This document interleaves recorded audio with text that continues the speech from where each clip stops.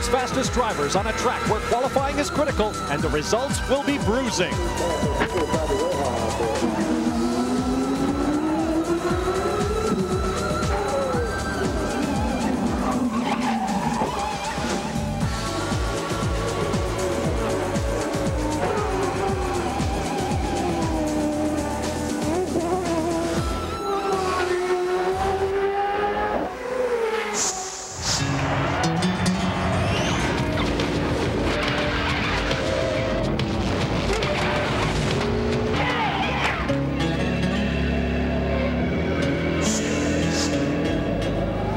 Round 8 of the PPG Kart World Series brings the world's fastest drivers to one of the world's most difficult street circuits, the Raceway on Belle. And you are on the grid for the ITT Automotive Detroit Grand Prix. It's a beautiful day here in Detroit. After predictions of rain, we have beautiful sky overhead, and appropriately, Detroit is still walking on a cloud after the victory by their Red Wings in the NHL playoffs. Hello everyone, I'm Bob Varsha. After a run of 4 straight short ovals, we go back to the road racing portion of the schedule on a circuit where it is very difficult to pass, and qualifying is absolutely critical. Now in that run of 4 ovals, we talked about people like Paul Tracy, who won 3 of the races, Greg Moore, who won our most recent race in Milwaukee, Michael Andretti, who threatened to win 3 of the 4 races, and Patrick Carpentier, who fashioned a big lead in the Rookie of the Year standings. Now on a course where in the past 9 years, the winner has come from outside the top 3 starting positions on only 2 occasions, guess where those stars are? Michael Andretti is 6th, Greg Moore is 7th, Patrick Carpentier is back in 19th. And Paul Tracy, our points leader coming into the weekend, is not going to be racing here today.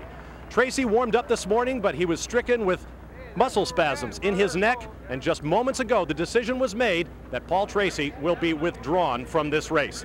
Now let's take a look at the starting grid. On the pole is Gilles de Ferran, his 2nd pole of the year. He'll start alongside Scott Pruitt. Roberto Moreno will be on row 2 next to Alex Zanardi, who won on the streets of Long Beach earlier this year.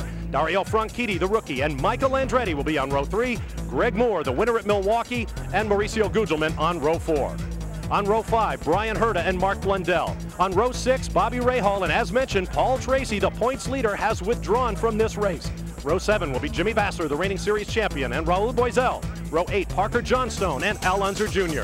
On row 9, Brian Hearn and Andre Ribeiro. Row 10, Patrick Carpentier, the rookie leader, and Max Pappas. Row 11, Christian Danner of Germany returns to the PPG Kart World Series. He'll be alongside Walter Salas. Row 12, Juan Fangio II and his teammate P.J. Jones. There you see the last 2 rows. Now I mentioned that only twice has someone come from outside the top 3 starting positions to win this race. One of those was our own Danny Sullivan. Danny, how'd you do it? Well, Bob, at the track like this, it's very narrow, it's very tight. You've got to be aggressive, but you have got to be smooth. And never is that more important than this weekend, where we have developed a tire situation. More on that, Gary Gerald. Let's amplify on the tire situation, Danny. We've got a unique situation this weekend. In order to get rid of some of the bumps on this circuit, they ground the track down. Consequently, it became more abrasive, particularly in areas where there are now grooves in the concrete. But because it's tough to pass, teams have to start up to the front if you're to be successful. That's what history shows. So teams elected, for the most part, to qualify on an option tire, which is a softer compound, gives you more grip. It goes away quickly, however. Nearly every team we've talked to says they will switch to a primary, a harder tire at the first opportunity. So tire management is going to be critical, and it's unique when you see virtually everybody starting on an option soft tire but wanting to go to a hard tire as soon as they can. Let's go to Jack Arute. Well, Gary, the man that is going to bring the field down, though, is Gilles de Ferran, and we talked about the tires. Gary was just talking about that, but you waited. You marshaled that one good lap, and it paid off for you. Yeah, I mean, it was a very exciting qualifying session for us. We only really had 2 flying laps, 1 of each set of tires, and it was tough. Well, now that that's over with, though, you've got to run and marshal these tires until the first pit stop. What do you and Team Walker and Valvoline do? Well, it's going to be a matter of trying to nurse it, try to drive as smooth as you can with the power and with the steering to try not to use up too much tires. So it's going to be tough to manage the tires, but we'll see what we can do. Now, we also know that you want to send a special wish to Winston Bush, who's from your team. He's got a problem, couldn't come to the race. Yeah, he's very sick in hospital, and I hope he gets well better. Let's go to Bob. All right, thank you, gentlemen. Of course, Richie Hearn has enough problems without me calling him Brian. Sorry, Richie. There's a view from high overhead. We have a great race coming your way on a very difficult circuit, so stay with us. Our featured team of the week, Patrick Carpentier, leader in the Friends of Jim Truman Rookie of the Year standings. He drives for second-generation racer Tony Bettenhausen. We'll be back to meet the team and their rookie sensation in just a moment. On the Grid from Detroit, Michigan is being brought to you by Goodyear, #1 in tires. By Ford at your Ford dealer. Have you driven a Ford lately? And by Haviland Formula 3 motor oil. Add more life to your car. Back here on the grid under the sunny Belle Isle sun, and Roger Penske, you would hope that Paul Tracy might be one of your two drivers today. He's not. How tough was that decision? Well, I think that, Jack, you've got to look at the overall situation. Paul yesterday had complained of some dizziness under heavy braking. You know, we really didn't think a lot about it, but Dr. Obi from the kart team gave him some medicine. He slept well last night, in fact 13 hours, and got up this morning, thought he was fine. I talked with him earlier this morning. He went out in the morning practice. He said under heavy braking he still had this dizziness and somewhat of blacking out. Well, first thing I think about is the accident he had in Michigan. Obi said he might have a virus. At the end of the day, we don't want to put him in jeopardy as an individual, and certainly we got to think about the other 27 drivers that are out there today. And we want to be sure he's ready for Portland, and certainly it's a long season, and we're disappointed, but I think we did the right thing. Now, good news is that regardless of the outcome here, you and Paul still lead with the points lead. Well, I'd like to have a little more cushion, I can tell you that, but we'll see what happens at this particular time. We've got to go racing. Al's out there, and Paul's on his way back to Phoenix. We'll keep you posted. And Bob, this guy's still looking for win number 100, and it might come from Al Unser Jr. today. It might well indeed. Thanks very much. Our featured team of the week, Bettenhausen Motorsports, owned by Tony Bettenhausen, whose family has given much in their love for the sport. Joe Ward is the team manager. The driver, Patrick Carpentier, the French-Canadian rookie who now leads the Rookie of the Year standings. Let's meet the team now with Gary Gerald. Well, Tony Bettenhausen and his engineer Tom Brown are here along pit road. And Tony, a quick word. A lot of people sometimes ask us, we know you as the Alumax team. What is Alumax? Alumax is the third largest aluminum producer in the United States. They make everything from gum foil to stadium seating. And they pay the bills, which helps a lot, huh? We wouldn't be here without them, that's for sure, Gary. This team has stepped up so dramatically, and I know much of the credit. It's spread in a lot of directions, but Tom Brown is the engineer for this team. You spent a lot of years with Roger Penske, and apparently you learned your lessons well, and it's now all translating so nicely for you. Oh yeah, Roger's obviously operates one of the best teams in the business, so yeah, I've learned a lot working for Penske, which I hope I brought to Alumax and Tony. Tell us about this young driver, Patrick Carpentier. Is he special? He's very special. He's a natural racing driver. He's great fun to work with. This is his third road course race. We struggled a little bit here, but every time we go out, we learn. And as long as we're learning, we're moving forward. Well, you guys have done a terrific job. Let's swing over to Jack now, who's going to talk with the driver of this team. Well, he's a rookie, but he sure doesn't drive like one. Patrick Carpentier, you really impressed us on the ovals. Your impression of these road courses with these cars? Yeah, we've been struggling a little bit on the road course, but I think that I'm driving a little bit too hard, and I have a hard time telling the engineer what the car does. And I think that once we get through that, we have a couple of days at Mid-Ohio, we'll be good. So we still have a lot to learn on that. We're good on ovals, but we'll get through to this and pull it through. Now, Patrick, you also said that one of the difficult things for you was getting the communication and the learning curve between you and your engineer. Yeah, that's been the hard part on the road course. I kind of know how the car is going on the oval and the setup and what feel the car. But on the road course, I've been having a bit of problem to feeling the car out and tell the engineer. But it was like that the first year in Atlantic, and the second year was really good, so maybe we'll pull it through.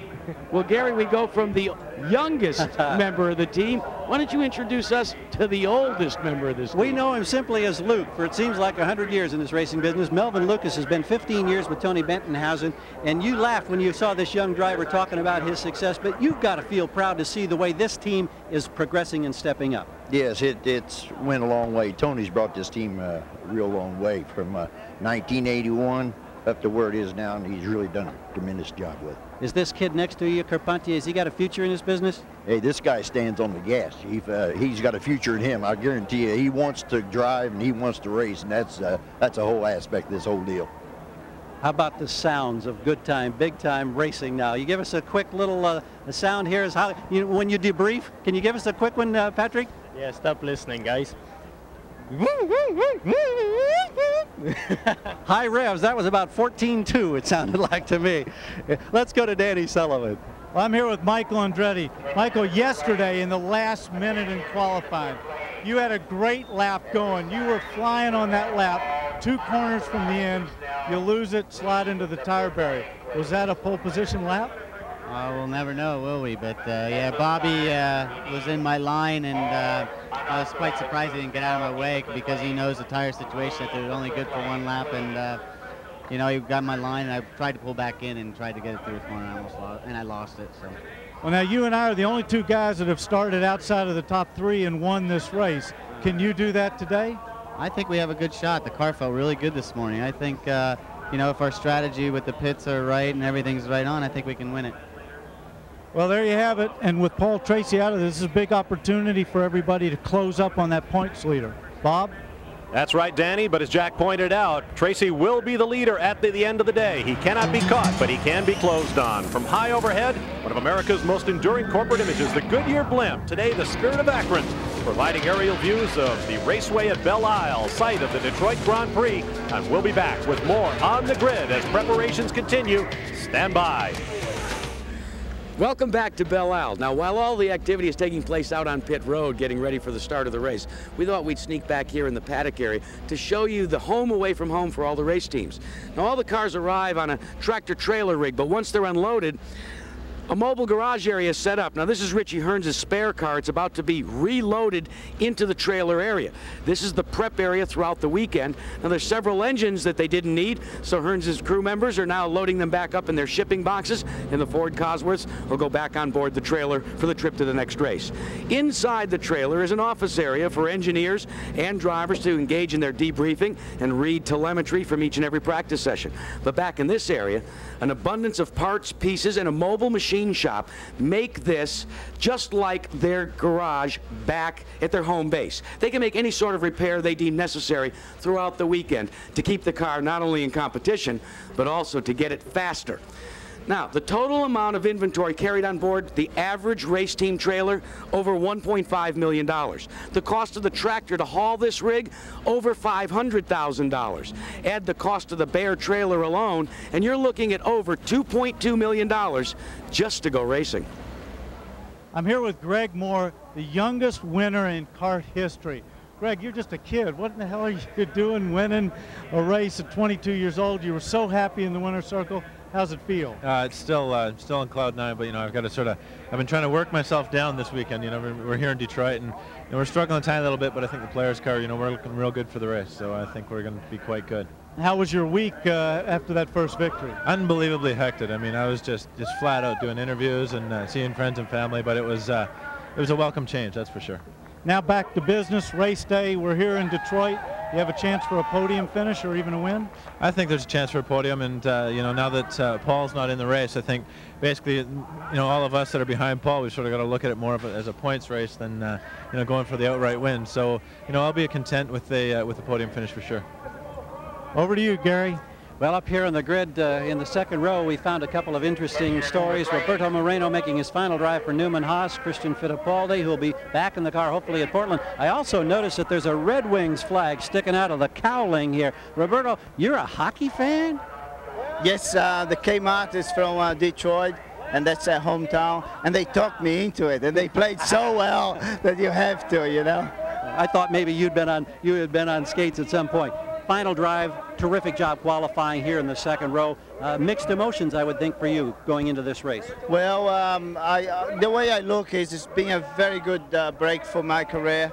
The Kmart Budweiser team gave me this opportunity that was rare. Fortunately, Christian's going to be back. I'm actually very happy for him because I think I've done enough to do good for my career, and I really hope he can be ready soon and be driving competitive again. He underwent a tremendous, frightening crash down in Australia on the streets of Surfers Paradise, and I know it's been a long haul and making a marvelous recovery, but Christian Fittipaldi, you bounced back from that, and I know you're just chomping at the bit. You can't wait for 2 weeks from today up in Portland. Oh, there's no doubt about that. I will be out Tuesday and Wednesday testing the car. If I'm capable of driving it very competitively, then definitely I'll be back in the seat in Portland. If not, I'll give my friend a ring, and then he'll be back in the car, and I'm sure that he can do a great job again. He's going to do a great job today, and he's going to do, if I can't drive, a good job in Portland also. Good to see you back at the racetrack. Well, thank you very much, and I'm really happy, and I just want to thank the whole team and all of the sponsors that have really given me a big support behind. Let's go back to Danny Sullivan. Well, thanks. I'm standing here with Cal Wells, the guy that really runs the RCR Wells team, MCI Toyota. Now, you all have struggled a little bit in the beginning with this new Toyota engine, but you went down, you flew down Friday night to go with Ironman Stewart in your new V8 Toyota. How'd you do down there at the Baja? Well, it was a great event for us, Dan. As you know now, we won the event. We're very, very excited about it. That's also a new engine development program. We're utilizing a new T100 V8, performed flawlessly. We led every mile, won the event by 28 minutes. It was our 9th overall victory for Toyota and for the Ironman, Ivan Stewart. Well, it was a great job. I know you'd like to repeat this here, but that's still a development program on your IndyCar. Good luck to you today. Thank you. Bob? All right, thank you, Danny. The team returned from the Baja at 4 o'clock this morning. But they'll be wide-eyed when we go green here at Detroit. And we'll be back with more on the grid. Back at Belle Isle, as we get closer to the start of this competition, we've got a chance to come back into the paddock area for a moment. I want to tell you how racetrack food has changed over the years. The day of the simple hot dog and a soft drink, long gone. Our host, if you will, Chip Ganassi, thank you, sir, going to show off a brand new state-of-the-art kitchen. Come in and take a look. Got any sandwiches? Just a hot dog. Just a hot dog. You won't believe this facility, folks. Chef John Wheeler is hard at work, a facility that's only a couple of months old. He's preparing food for upwards of 300 guests today. He does food for sometimes 700-800 people over the course of the weekend. Chef John, what do you got going today on the menu? Today we've got a Cajun chicken breast, saffron sauce pasta for Chip, and some rice, salad, and cake for everybody. And this facility is awesome. This is as good as you'd find in any restaurant in the world, I guess. Yeah, thanks to Target and Chip Ganassi, we've got probably the state-of-the-art kitchen in the circuit.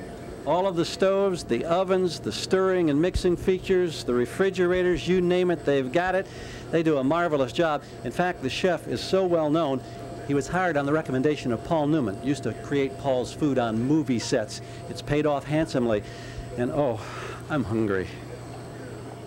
Well, Gary, you may be hungry, but this man is hungry to win another victory this year, Scott Pruitt. And Scott, starting on the outside pole here, track position, the track the way it is, how difficult are those first couple of laps going to be? They're pretty treacherous, especially from where we are here on the outside. It's pretty difficult to pull two abreast through turn one. Best thing you do is, I mean, this race is so critical from so many different aspects. It's really going to take a lot of teamwork to have good, clean pit stops, good tire wear, good tire management. So turn one's probably going to be the least of our problems, as long as we keep it clean. Well, they want to keep it clean, Danny Sullivan. Well, thanks. I'm here with two of the heads of Mercedes-Benz Racing. Norbert Haug, who's the director of Mercedes-Benz Racing worldwide. With all your new cars coming out, how important is this IndyCar program to Mercedes-Benz? Well, it's very, very important, and as you might know, we have a new facility here in Tuscaloosa, which just was opened. The American market is the second biggest after Germany, so it's really an important series, and a lot of people are looking via Eurosport in Germany and all over Europe, so it's a really important series for us. And also, Mario Ilian, who designs the Mercedes IndyCar engine, co-owner of Ilmor. Now, you didn't win a race last year, and now 4 races so far this year. Great fuel economy. What can you tell us that you've done to that engine to make it so quick? Well, obviously losing races is a very hard part in racing, and we felt we have to work very, very hard over the winter and get everything together. We had to improve performance, power, better economy, and we had to work very hard on the reliability. And I think so far this year has shown it has paid for it. Jack? Danny Target Team Ganassi has Alex Zanardi starting in the 3rd position today. How tough are those first couple of laps going to be?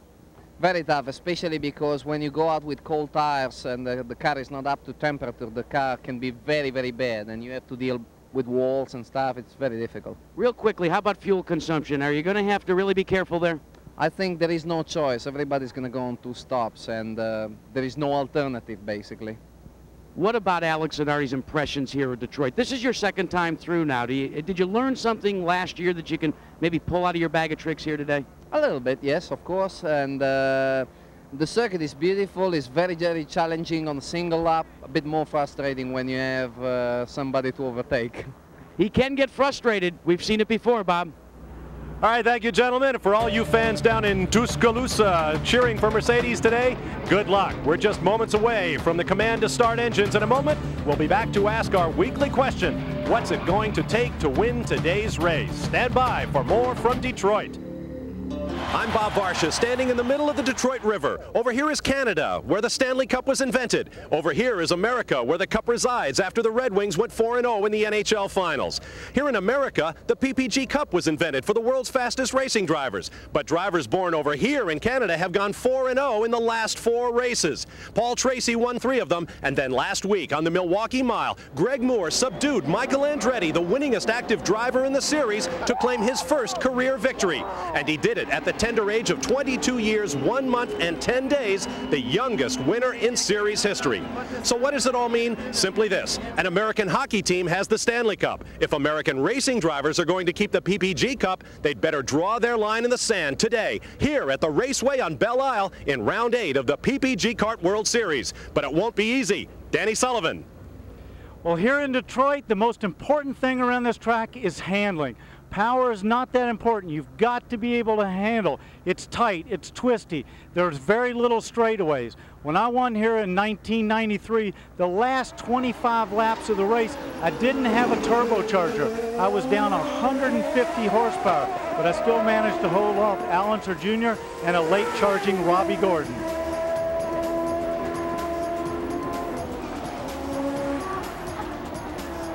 Danny, you want to know one of the reasons why it's so tough out here? Look at these portable barriers on the outside of the racetrack. Look at them on the inside. They go all the way around this 2.1 mile facility, and they create a concrete canyon, especially going into the corners. Visibility is extremely limited. Drivers can't look across a corner. They have to just hope that there's nothing there. They have to really mind their P's and Q's, and it gets narrow, guys. So narrow, Gary Gerald, that the start is always controversial here. Gary? The man who will lead them into the concrete canyons, Gilles de Ferran, he was so precise. A marvelous job yesterday to earn the pole position. In qualifying, he went out and he absolutely put together a spectacular effort. He knew he had an optimum 1 lap to get best use of his tires, and by 3/100ths of a second, he nipped Scott Pruitt. Talk about incentive. There's an extra bonus today. If he wins from the pole, he picks up an extra $60,000. Bob? Those are the headlines, and we are moments away from the command to start engines for round 8 of the PPG Kart World Series. Welcome to the ITT Automotive Detroit Grand Prix.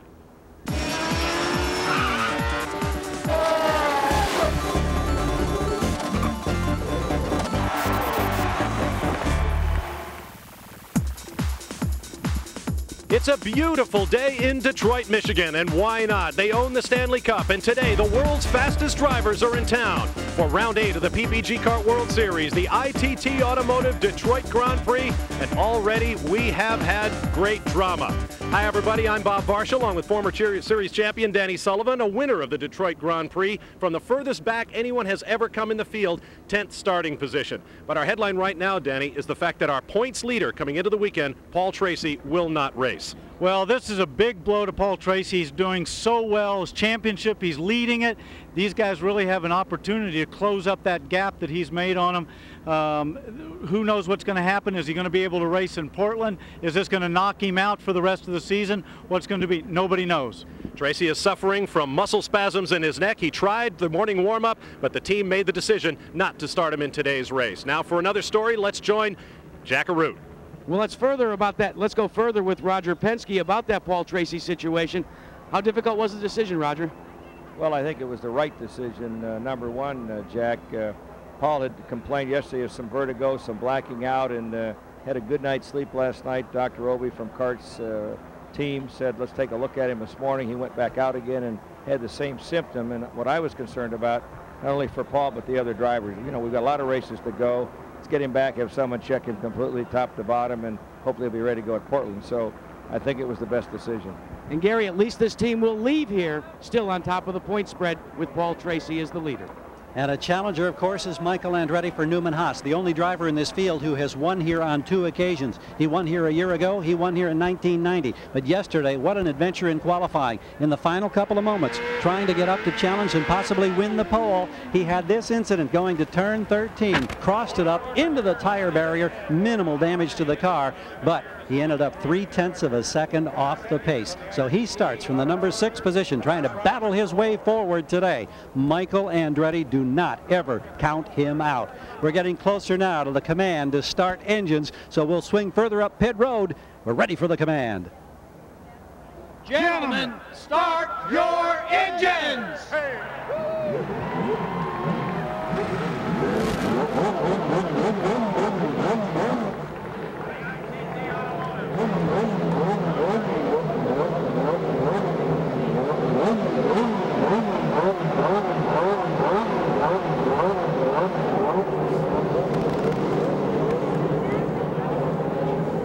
Not one, but 3 gentlemen to give the command to start engines, including Detroit Mayor Dennis Archer. Here's the starting grid for today's race. Gilles de Ferran, the new track record holder. His team won here 2 years ago, but he was only 13th in the morning warm-up. He'll start alongside Scott Pruitt, a winner earlier this year on the streets in Australia. He was 3rd quickest in the warm-up. Row 2 will be Roberto Moreno. For the 3rd time in 4 races, he out-qualified his teammate Michael Andretti. Alex Zanardi will be alongside, quickest in the warm-up, winner of the most recent race on a road course in Long Beach, California. Row 3 will be Dario Franchitti, the leading rookie qualifier and 2nd in the Rookie of the Year standings. He'll be next to Michael Andretti, a 2-time winner and the defending champion here in Detroit. On row 4, Greg Moore, who scored his first career win last week in Milwaukee, and Mauricio Gugelmin, who's been running at the finish in all 3 previous races here on Belle Isle. On row 2, Brian Herta, 2nd quickest in the warm-up. He finished 9th here in 1994 in his first ever start on a road course, and Mark Blundell, who equaled his best career finish of 5th here last year. Row 6 will be Bobby Rahal, winner of the first race on Belle Isle in 1992. Paul Tracy was to have started alongside, but he is withdrawn due to injury. Row 7, Jimmy Vasser, the defending series champion, who hopes to tie the record for consecutive finishes at 25. Next to him, Raul Boisel, who has 2 runner-up finishes here in Detroit in 92 and 93. Row 8 will be Parker Johnstone. His best finish this year came on the streets of Long Beach. And Al Unser Jr., although he's run every race in Detroit, his best finish only a 4th in 91. Row 9 will be Richie Hearn, 2nd quickest of the 7 drivers making their first start here on Belle Isle. Andre Ribeiro making his 3rd start will be next to him. Row 10 will be Patrick Carpentier. The rookie has scored points in 3 of the last 4 races and leads the Rookie of the Year standings. Next to him, Max Pappas. Again, he's the fastest qualified Toyota-powered driver.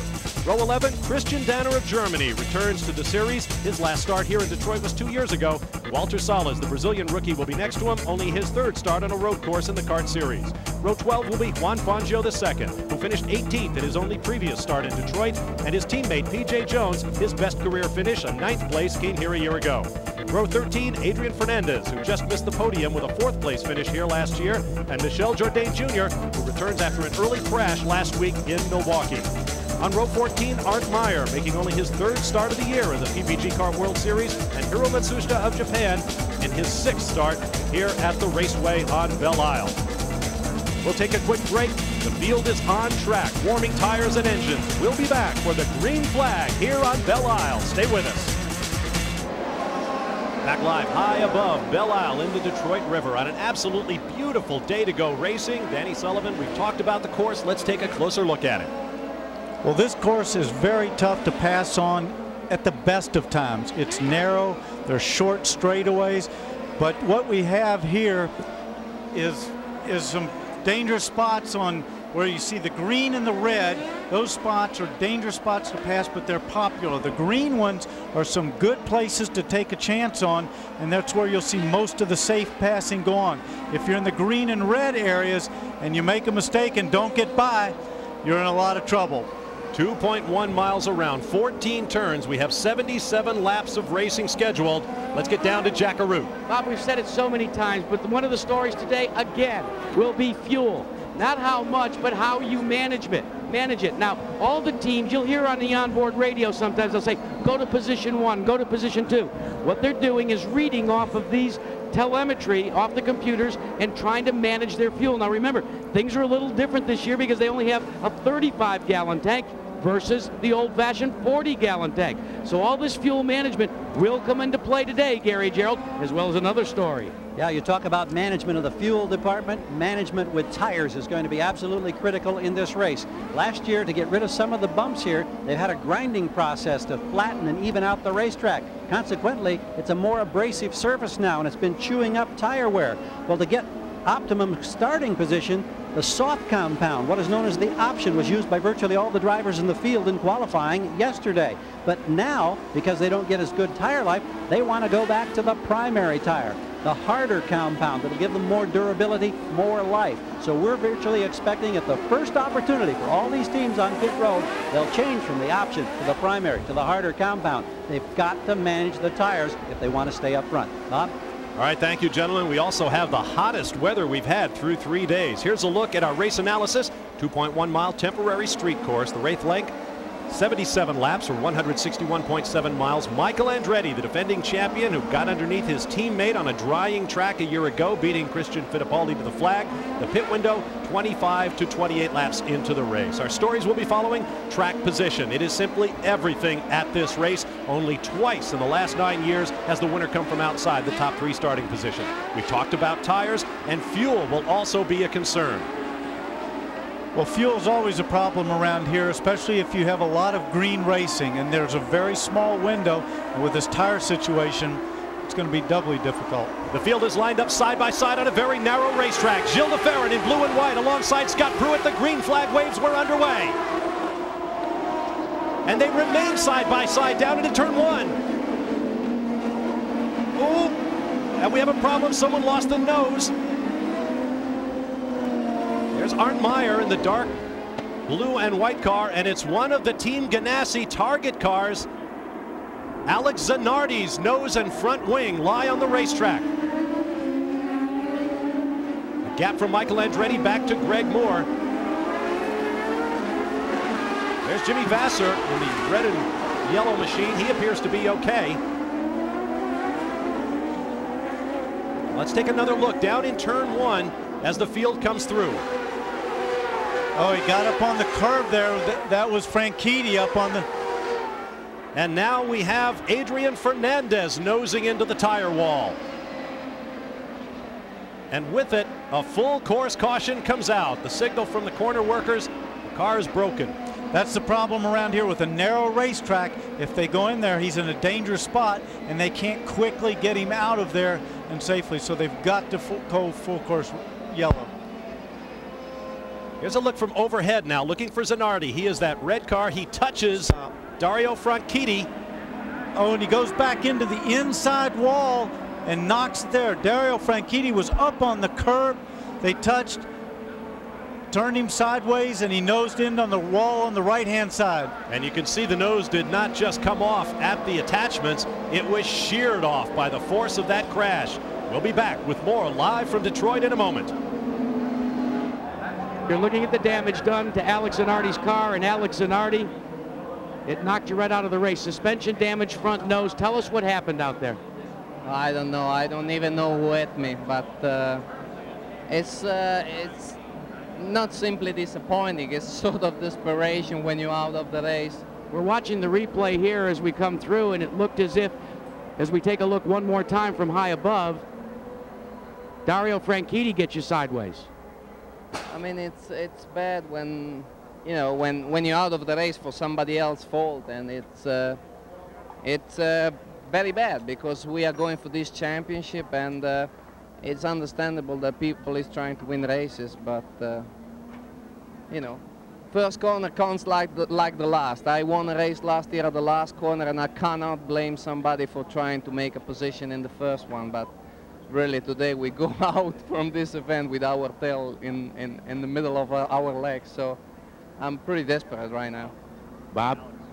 Alex Zanardi came into this race third in points, just 2 points ahead of a tie between Greg Moore and Scott Pruitt in fourth place. Danny? Well, that's always a tough spot at the race. When you come down, you've taken the green flag, it funnels into a narrow corner. Everybody's trying to make sure they don't lose position to somebody else. Michael Andretti was on the outside. Dario Franchitti dove up the inside. Unfortunately, it's close racing. He touched Zanardi there, turned him a little bit sideways. That's all it takes, and he was in the wall. And there you see Adrian Fernandez's car. He too found the tire wall later on that lap. This is the 4th time in 9 races at Detroit there's been a yellow on lap 1. We'll be back after this message and a word from our ABC stations. Back live at the raceway on Belle Isle. Restart on lap number 5. Gilles de Ferran leads Scott Pruitt, Roberto Moreno, Dario Franchitti, and Michael Andretti after separate crashes have taken out both Alex Zanardi and Adrian Fernandez in the opening laps of today's race. Boy, that's a frustrating time for Adrian Fernandez. Those guys have been struggling with that Lola, get taken out on the first lap. Hey guys, one of the things that's happened already with that lengthy caution period, Scott Pruitt, who you ride with, has determined that they may, and I say may, stay with the optional tire throughout the day. The conventional wisdom up and down pit road was that once you had your first pit stop, try to go to the harder compound tire. But the conversation right now between Pruitt and McGee, hey, we might want to stay with the optional tire. Jack, I think that's going to be the decision all day long, depending on the number of yellows. If they keep having yellows with guys sliding off or whatever, they're going to stay on that option tire. Danny, if I can interject for a moment as well, we were just talking with Al Spire of Firestone Racing. They said we are not even mounting the primaries. We feel that our option is solid. So if we see the change, it may be on the Goodyear side. We've talked to crews that say they'll do that. Firestone guys right now that we just inventoried say no, we'll stay where we are and what we qualified. You ride with Roberto Moreno in what may be his farewell performance for this season. Christian Fittipaldi, whom he replaced after Fittipaldi's big accident in Australia, appears to be ready to test the car next week and perhaps drive in the next round of the series in Portland, Oregon. Now we have a yellow flag from the flag stand. Double yellows means a full course caution, and we understand the reason is debris. There it is. Boy, that's a lot of debris. Now this, oh, well, it looks like though it's just, I hope that's just paper and foam. It's right there at turn 8 at the end of the back stretch. But boy, these guys, if that's something that can cut their tires, I don't know what the material is. Somebody said it's from a braking sign, one of those ones that are hanging there from the fence. There you see it shattering on the road. These signs are hung on the fences at 100-meter differentials to give the drivers some sense of depth perception as they approach the corner to judge their braking distance. One of them has come off and laid styrofoam all over the racetrack. But if that's a material that can cut a tires, everybody's got a problem because everybody went through there. Danny, that type of material though actually is like a plastic type material. It's almost similar to what you would find as a packing material. You see it in art stores all the time. It's kind of a fiberboard. Right. It shouldn't cut a tire at all. Okay, thanks, Jack. But how about getting that debris into the radiators and raising engine temperatures? Coming up Saturday at 4:30 p.m. Eastern, 3:30 Central on ABC's Wide World of Sports, the Valvoline Professional Boxing Series featuring a light heavyweight championship bout, American Virgil Hill against Darius Miklaszewski, plus from South Africa, the Raid Galloise, the Human Endurance Challenge, next Saturday at 4:30 Eastern on ABC Sports. Now there's one of those braking signs that we've been talking about hanging from the fence. And perhaps it's not a surprise that one gets ripped off the fence. When these cars go by in the aerodynamic trim they use on this racetrack, it's like a shockwave. We're positioned right next to the racetrack, and the building shakes every time they go by. Well, I agree with you too that if that gets up inside the radiator, it could cause a problem. But look at the size of the pieces. They're so small. I don't think you could get enough of it in there to cause a serious problem. Kart safety crew, one of the many tasks they perform throughout the weekend, including rescue, first aid, and what have you. Right now, they'll have custodial chores, although you can see that the track has been substantially cleared by the field coming through, even at slow speed. Bob, one of the other things this does is it gives a lot of time for the yellow. Fuel and tires really helps them in this situation. You ride with Scott Pruitt, already a winner this year. He's a man of varied interests and accomplishments, both on and off the track. We recently spoke with him about his long-standing interest in the visual arts.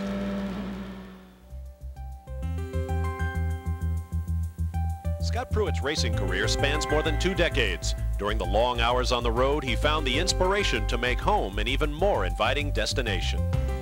I draw, I create things. A lot of the art in my home I've done. I've even done a whole house. That was one of my dreams, was to build a house from, basically from a lot.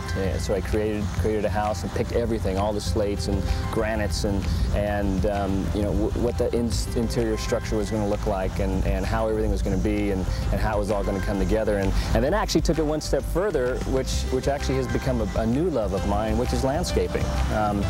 I've really gotten into, and it sounds funny, but I spend so much time on planes. It's given me the opportunity to read a lot about landscaping and plants, and you know, annuals and shrubs and trees and et cetera, et cetera. And I actually worked, I have 2.3 acres at the house that I just built, and actually did everything. I mean, picked all the plants, the ones that go in the sun, the ones that go in the shade, the ones that bloom in the winter and the summer, and picked everything, and really created a whole landscape, and actually have started a small landscape business on the side.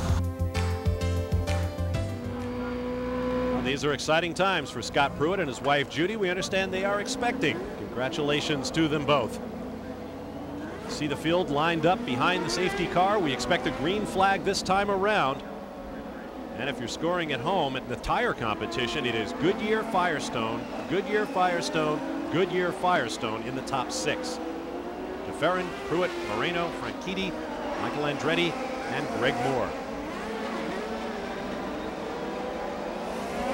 Now Jack Arute has more on Dario Franchitti, who collided, you'll recall, with Alex Zanardi at the first corner. Jack? We checked very quickly with Carl Hogan. He's been in radio communication, says Franchitti says the car is fully intact. They're not at all concerned. They're going for it.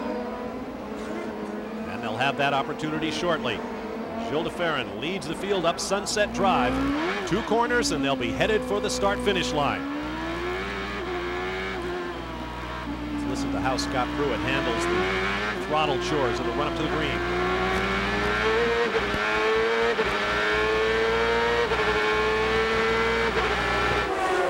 Gilles DeFerrin able to pull away slightly as we go green on lap 9 of 77.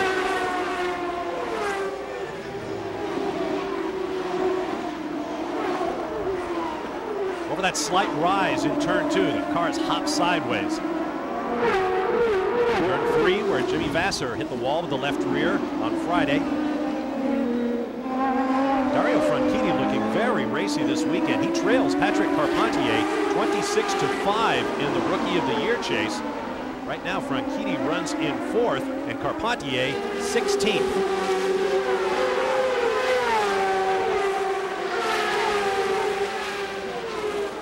There goes Michael Andretti, Greg Moore in the blue and white, followed by Mauricio Gugelmin. Bobby Rahal taking a look inside there in that blue and white Miller Lite car. That's Mark Blundell just ahead.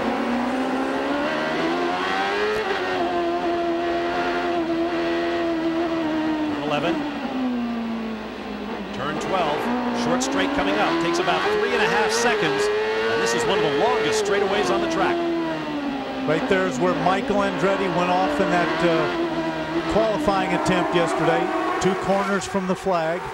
Well, what a qualifying session in the run-up to this race. It's a street circuit, so naturally the rubber builds up over the course of the weekend. And it's usually the last man to get a clear lap who sits on pole. Michael Andretti took a run at it, but he had to get around Bobby Rahal at a critical part of the racetrack, and he hit the tires. See Rahal's record here in Detroit. He won this race in 1992, still working on a string of non-finishes, and has run well over 70 at this, not non-finishes, but non-wins, that has run to more than 70 races.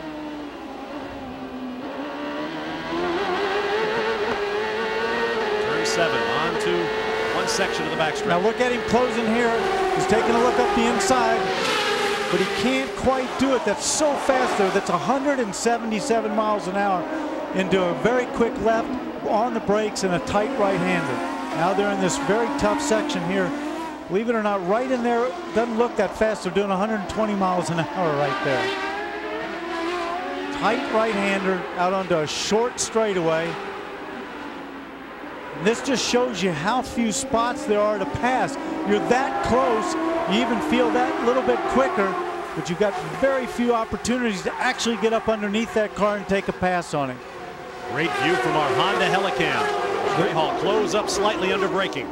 It's a very quick section. Again, almost 180 miles an hour over that little rise you're talking about. Down in here to turn 3. That's a quick right-hander. Now next year that right-hander will not be there. They will go straight down that road, which happens to be called Central Avenue, then make 2 90-degree corners and rejoin the track at turn 5. Right over there. Whoops. Oh. That looks like Andre Ribeiro. Ribeiro, whose teammate Fernandez is already out of the race. Andre Ribeiro in the second Tasman Motorsports car has backed it into the tire wall. And you can see the skid marks. See them there, the black marks on the concrete, right across there. See how many different surfaces we have there? We have concrete, then just back beyond that is asphalt. Each surface with its own level of abrasion and grip. We have another yellow flag, another full course caution here at the raceway on Belle Isle for Andre Ribeiro. The race leader is Gilles de Ferran, and we'll be back live to Detroit. There's the Goodyear blimp Spirit of Akron's view hovering over Belle Isle. Ever wonder what the inside of a Goodyear blimp looks like? That and many more questions about all the Goodyear blimps are answered on the Goodyear website at www.goodyear.com. Pay to visit sometime. There's the scene of Andre Ribeiro's spin into the tire wall. Cleanup still underway. Let's get down to Gary Gerald. And an interested observer trackside, and it's good to see him back. Leaning out of the back of the Newman Haas scoring stand, Christian Fittipaldi. Tell us how the rehab and the recuperation is coming after that devastating crash in Australia early in the season. No, everything's going just fine. I had my bottom screws removed last Thursday, and I should be back in the car on Tuesday and Wednesday testing. If everything goes okay, then hopefully in the car officially by Portland. Now, when you say you're going to be testing, where will this test take place, Christian? We're running the Mid-Ohio kart test, which is going to be an open test, and I think we're going to have a lot of teams out there. So in a way, it's also going to be good because I have more drivers that I can compare against, and then I can see how competitive I am in the car. And if the leg doesn't fall, then I'll be back in the car for Portland. Are you apprehensive at all? Are you concerned about this test? No, actually, I'm very happy that I have this chance. I think all the sponsors and the team have been really great with me, and I'm really looking forward, and I'm pretty confident that I can get the job done in Portland. Well, that'll be 2 weeks from today. Hope we see you in the race car, and thank you. Thanks a lot, Gary. Jack? Well, Gary, we're talking to the brain trust for Scott Pruitt, and that's Jim McGee, who trails George Bignotti in terms of wins by just 1. But with this amount of caution, when do you begin to look at this as possibly a one-stop race, Jim McGee? We got a little way to go to make it a one-stop race. Right now, you know, we're just kind of getting a feel for the mileage and looking at, you know, the situation with the tires. So, how is the situation with the tires? Tires look good, but that's going to determine a lot because you may not be able to go with just one stop on these tires. They're wearing pretty good, you know, in some cases, although our tires, the Firestones, have been doing a hell of a job. Now, for the layman at home, if he was trying to keep track of it kind of the way you do the numbers here, it's my understanding that a lap under yellow equals how many laps or what part of a lap in a green flag condition here? Probably about 3.5 laps in a green flag condition, 1 lap under the yellow. Guys, do the math. We're getting ready to go back to green, too. All right, thanks, Jack. We are on record pace, but not the sort of record that we wanted. 9 of our 13 laps have been run under yellow. The record for number of yellows here in Detroit is 6, set last year. This is our 3rd. Now, there's Andre Ribeiro, who was pulled out of the tires. He is underway again and nudging it back onto the racetrack. Well, but look at that left front right there. That is damaged. He's slid into there. He's obviously damaged it. He thinks he can get it back to the pit, and hopefully you can. In fact, you can see right there underneath that suspension was bent, and he made a smart move. He just pulled off there. I'm surprised they didn't tow him around and spot that, but his day is done. So Andre Ribeiro is out of the race. Here's a look at our running order after 13 laps. Gilles de Ferran up front. Scott Pruitt follows along with Roberto Moreno, Dario Franchitti, Michael Andretti in the 5th spot. Greg Moore behind him in 6th. Mauricio Gugelmin, Jimmy Vasser, Ryan Herda, and Mark Blundell, the top 10. Zanardi joins, Ribeiro, now shown as -2. But you know as well as we do that he is out of the race. He joins Alex Zanardi and Adrian Fernandez, who went out on the 1st lap. Up Sunset Drive through turns 13 and 14 comes the field. And up to speed they go once again. Gilles de Ferran with a quick couple of car lengths on Scott Pruitt as we go green.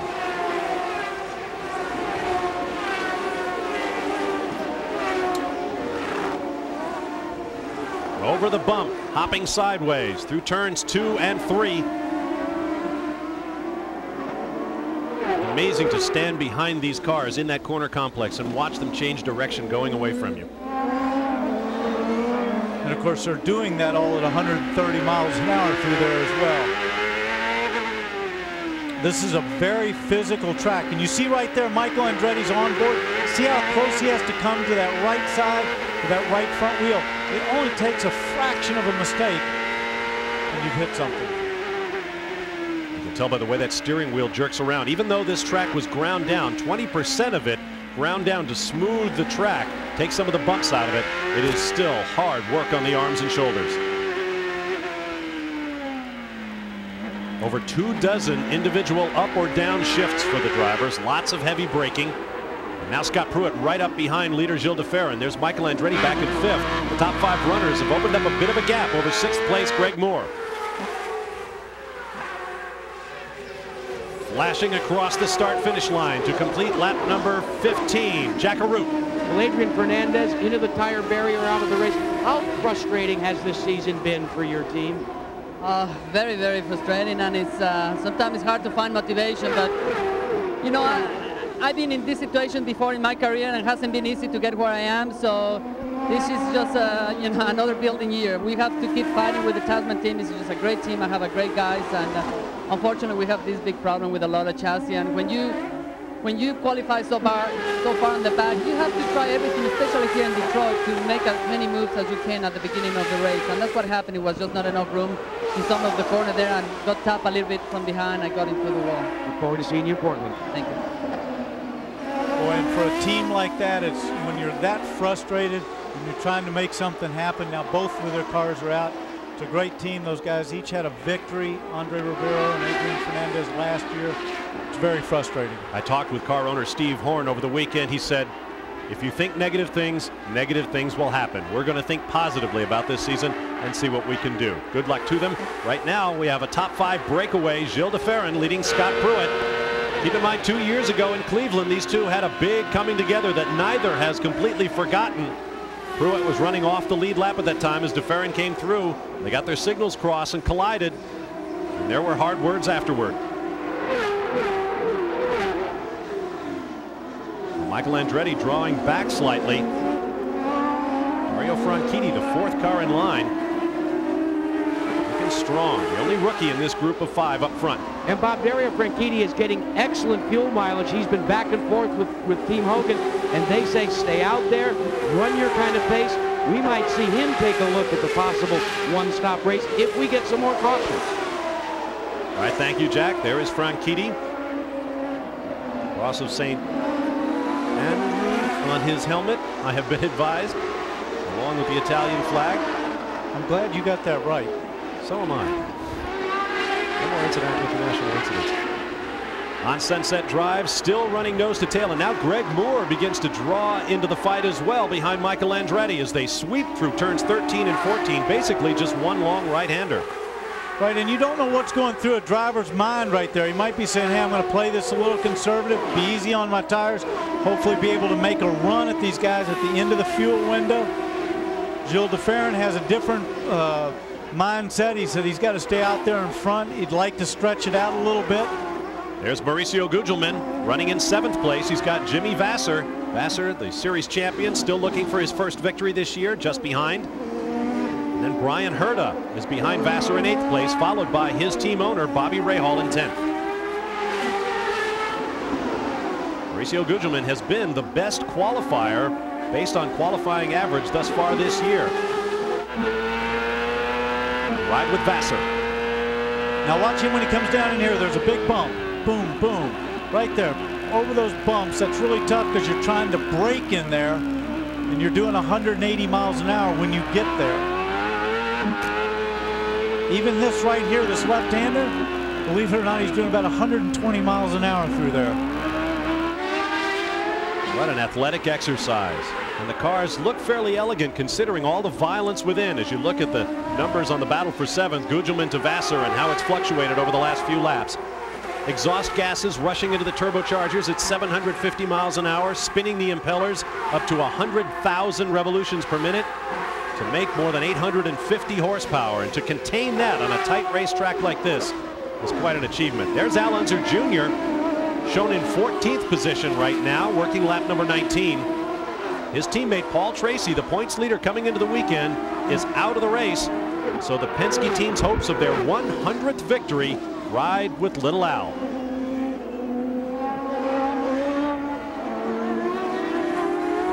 Been a tough season for Al Unser Jr. thus far. A proud family heritage, a great history in the sport. He has had, I believe, 4 DNFs this year, including one a week ago in Milwaukee when the gearbox gave out. Richie Hearn runs behind him in the 15th spot. And then Patrick Carpentier, our leader in the rookie standings, driving for Tony Bettenhausen. He is 16th right now. Here's Parker Johnstone with Raul Boesel just behind him, and then Unser Jr. 12th, 13th, and 14th.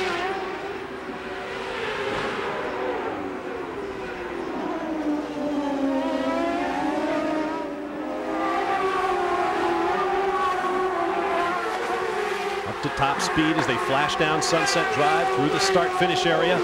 Almost an amphitheater effect right here as you see the full grandstands all around. Pit lane to the bottom of the picture. There's the exit.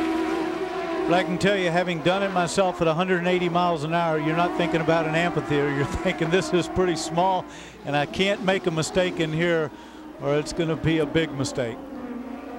Like trying to thread a needle at 150 miles an hour. See this concrete in there? See all that black on top of the concrete? That's very rough in there. Come out, you hit the asphalt.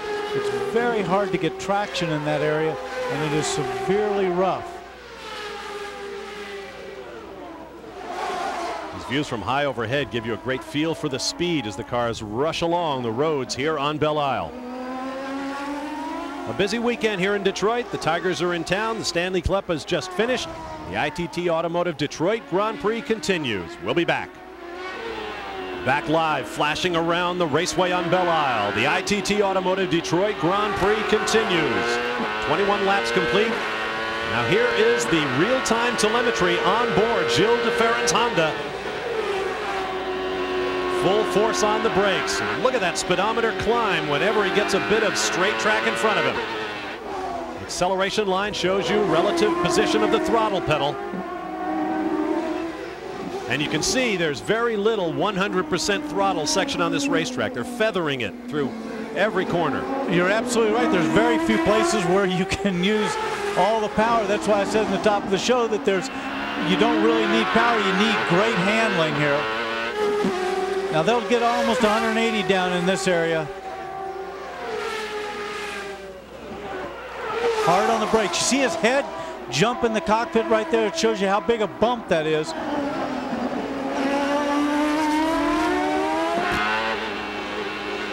Gilles de Ferran leads from his second pole of the season, his 4th career pole. This is an incredibly physical track, especially with somebody like Scott Pruitt sitting right behind you, because there's no chance for relaxation anywhere. You're always shifting, braking, or turning the wheel. See how hard he's decelerating in there?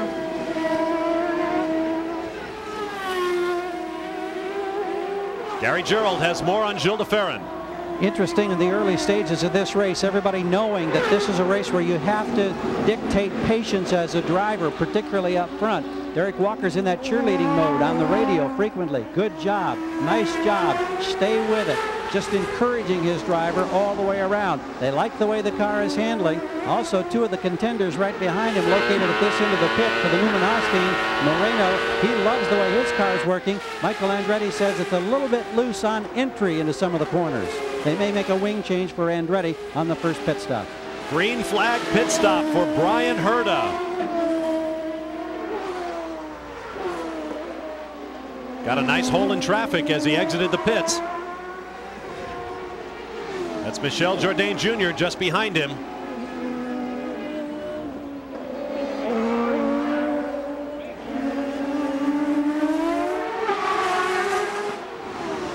See Herta not yet quite up to full speed on cold tires. Not only that, Bob, he's got a full load of fuel on, so the other car's a little bit lighter. And you can see a little bit of that rubber buildup offline. They call it the marbles, and it is absolutely treacherous if you get on it. Well, and we saw that, I believe, in 1993 when I won the great Nigel Mansell got up on the marbles and lost it. Bobby Rahal is in, Herta's teammate. So this is obviously a part of a team strategy that both drivers are following. Jack Arute. And this is a standard pit stop for Team Rahal, the same that happened to his teammate Brian Herta the lap before. All they did was change tires. Now remember, guys, they're on the Goodyear tires. And taking a cursory look at the tire wear, it looks like they may have had to come in not for fuel, but for tires. I'll get back to you. Bobby Rahal also gets a hole in traffic as he comes back onto the racetrack.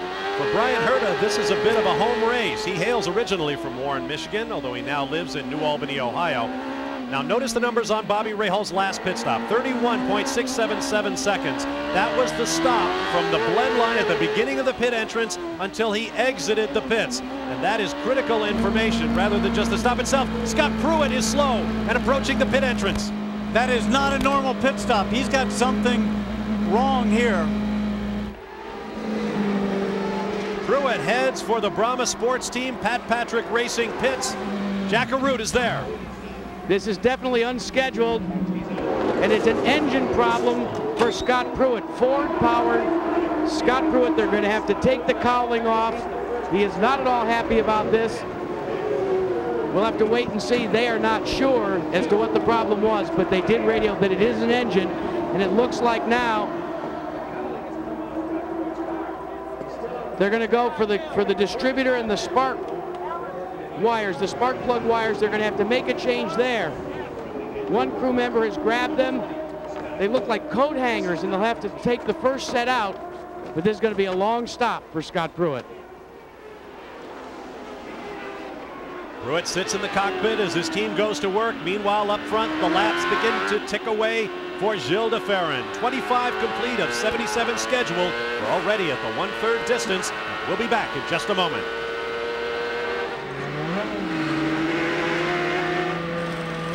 In the pits back at Belle Isle, the first stop under green for the race leader, Gilles de Ferran.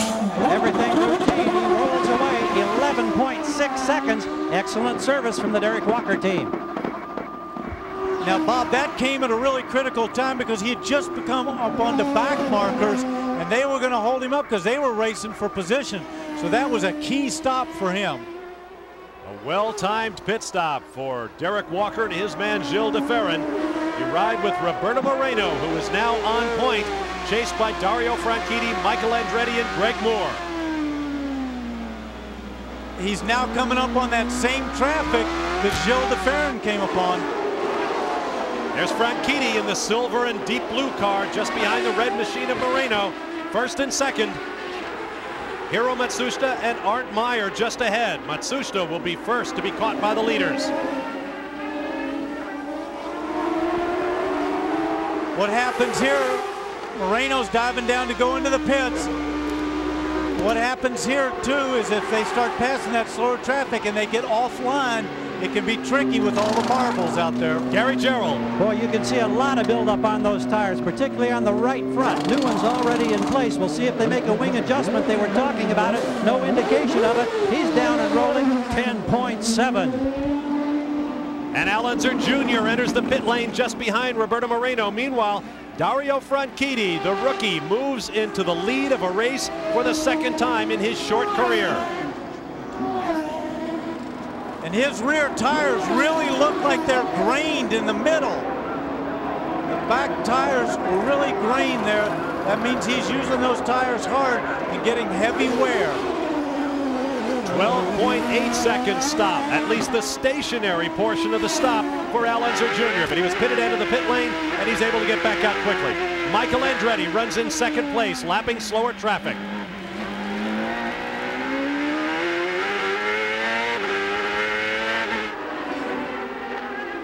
And Greg Moore just behind him. Mauricio Gugelmin in third, going around Matsushita. And Jimmy Vasser wasting no time in fourth, chasing Gugelmin. Andretti is in from second place on lap number 31. Newman Haas team in action now for Michael Andretti, a two-time winner at Detroit. He was saying that the car was a little bit loose on entry. They're going to the primary tire from the option. There's a minor wing change at the front. 12.7 on my clock for Michael Andretti, and gone. Andretti at the 60-mile-an-hour pit lane speed limit. Sharp right-hand turn, and his teammate goes by as Michael Andretti comes back on the racetrack. There goes Richie Hearn in the red and white machine.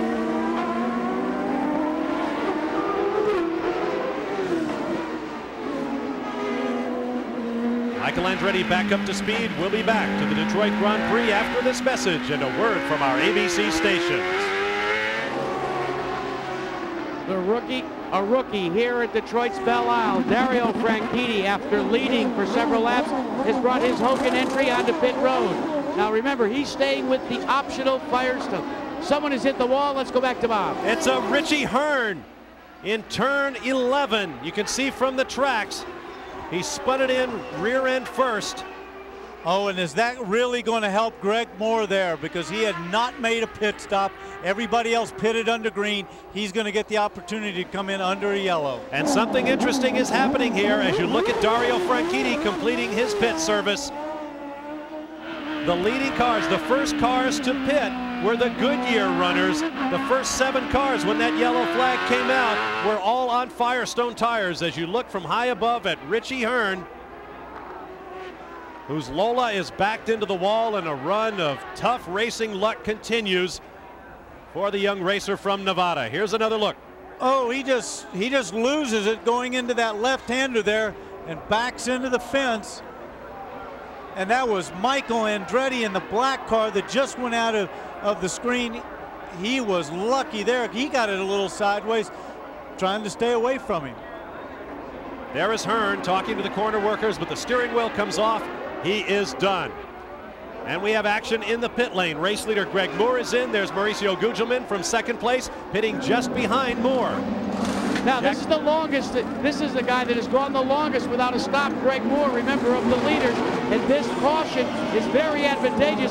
Gary, let's check in with Parker Johnstone's pit stop. Parker Johnstone started 15th and battled his way forward. He has a nice stop. And like the other Firestone drivers, they stay on the option softer countdown. They don't make the switch to the primaries, as we have seen the Goodyear drivers do. There you see Michael Andretti with Mauricio Gugelmin just behind him. Let's take another look at what happened to Richie Hearn from Michael He's going to go into this next left-hander. He's going to get sideways right here. Just get sideways. Look at Michael. He gets it crossed up too, just trying to stay away from him. And with the sound of his own heartbeat in his ears, Michael Andretti continued on. Now there's Dario Franchitti, and the crew is having a problem with the fuel hose. Oh, this is a disaster for him. They've got a real problem there. Couldn't get the car down and serviced in quick time. A costly pit problem for Dario Franchitti, but he is back out, and we'll be back to Detroit in just a moment. We're back in Detroit, but coming up next on ABC Sports, the first round of the International Race of Champions. 12 identical cars, 12 of the greatest racing drivers in the world from Daytona International Speedway. Kart stars Al Unser Jr., Jimmy Vasser, and Alex Zanardi will be in the field. Stand by for that immediately following our racing here in Detroit. Now there you see Richie Hearn's accident scene. Floating overhead is one of America's most enduring corporate images, the Goodyear blimp. They worked hard last night helping with ESPN coverage of the Stanley Cup Finals. Tonight they are back in the air over Detroit, giving us some beautiful views of the Detroit Grand Prix. There is the centerpiece of the Detroit skyline, the Renaissance Center, and nearby Joe Louis Arena, where the Red Wings are probably still celebrating their victory in the Stanley Cup. Jack Arute. Bob, this is a dry brake system for Dario Franchitti's Hogan entry. Now, when they inserted this into the car to make the fill, they couldn't get it uninserted, and they are not sure. They don't think he even got a lot of fuel in. And here's why. Do you see the little butterfly inside there?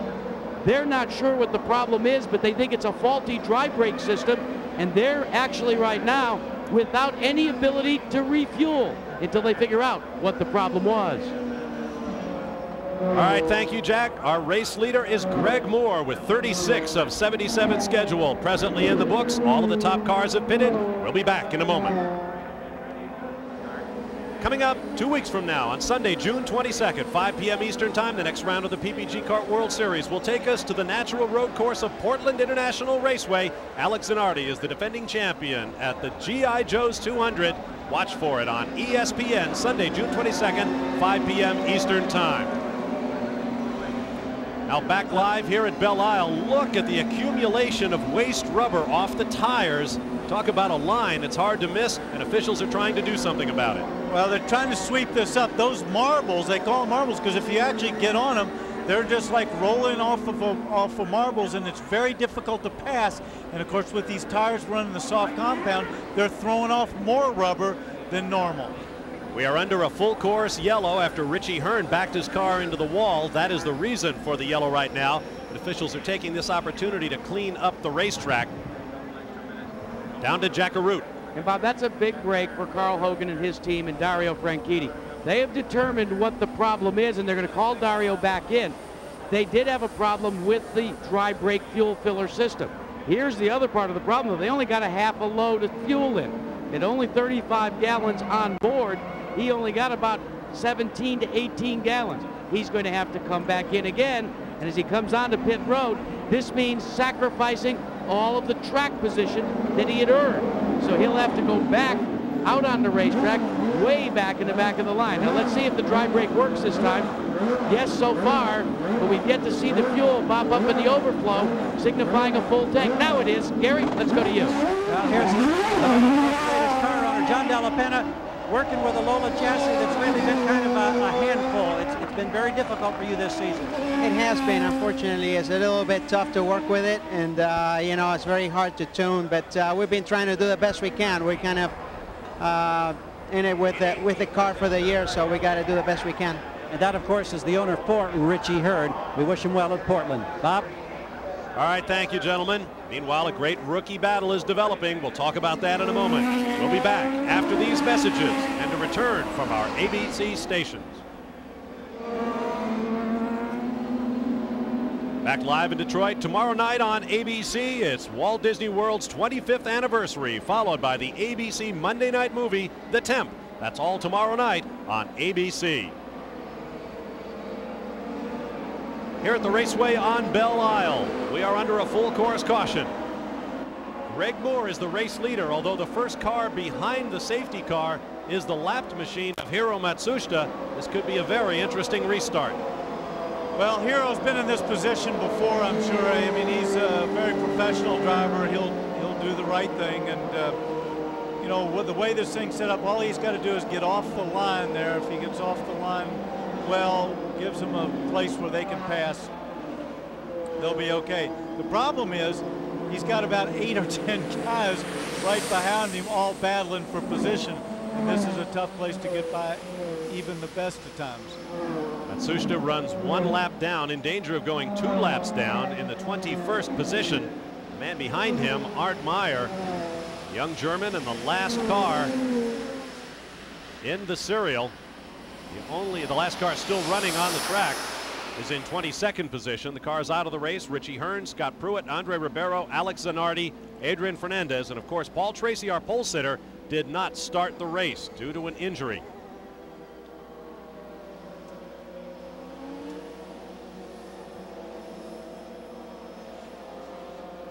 Now, we had an interesting moment yesterday in practice as Mauricio Gugelmin, in trying to get the absolute most out of his car, there you see Gugelmin, crashed. The left front corner broke loose. The tire flew over the wall and into the lagoon, Lake Tacoma. But we had a City of Detroit scuba diver standing by who swam out and was able to stand up when he retrieved the tire. Actually, that action took place on Friday. Either way, it was a very entertaining moment. We anticipate a green flag this time around. There's Mauricio Gugelmin, who has a new mark on his resume after launching a tire into Lake Tacoma. Hiro Matsushita is on the point with race leader Greg Moore just behind him as we come down to the green flag. We're past the halfway mark in this race. And Dario Franchitti, with that late stop due to the problem with his refueling mechanism, should be able to go the rest of the way on the load of fuel in the car. Well, Hiro's certainly not holding up. He was not holding up. And he tried too hard. Got in there too hot under braking, almost lost it. Look at this. Oh. Now he'll have to be careful getting back on. Meanwhile, up front, Moore, DeFerrin, Moreno, Andretti, and Gugelmin run nose to tail. And I was just about to make the comment that he wasn't holding anybody up, and then he had his moment. Race leader Greg Moore in the blue and white car, followed by Gilles DeFerrin in the predominantly red, white, and blue machine. Roberto Moreno in red runs third. Through turns 10 and 11. Then 12.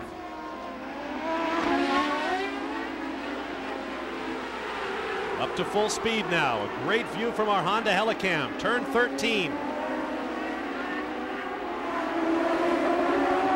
Through 14 on the tree-shaded Sunset Drive. A week ago, Greg Moore and the Forsyth Racing Team won on superbly controlled pit strategy. He got a tremendous break when the yellow came out just when he needed to pit here in Detroit. Look at Roberto Moreno slide that car through turn 3. He was completely sideways there.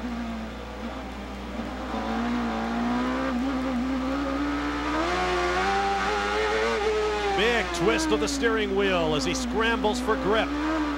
See that? He just jumps it out sideways under the throttle, cranks in that opposite lock. He's throwing this thing all over the place.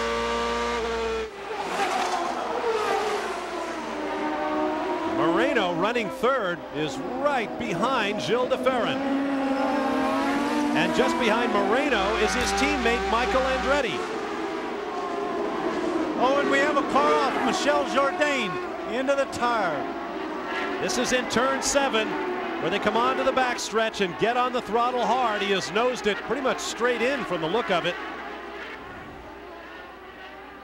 Kart safety team worker there to have a look, see if the front wheels are badly damaged, the suspension parts and the front wing.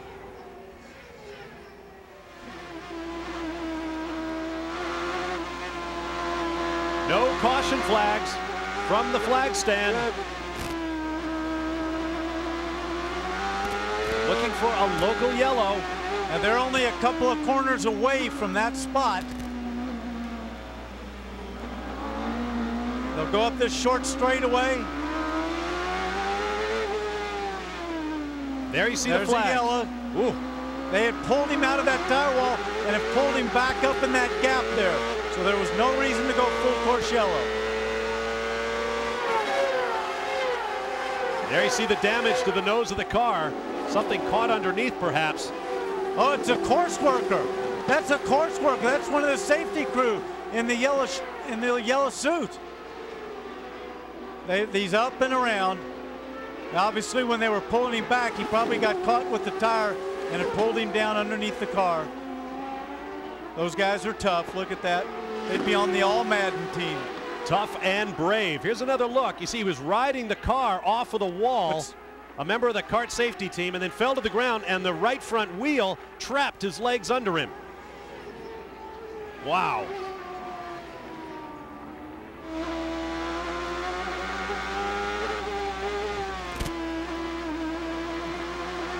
Oh, once again, Moreno. Bobby Rahal now running in 9th place.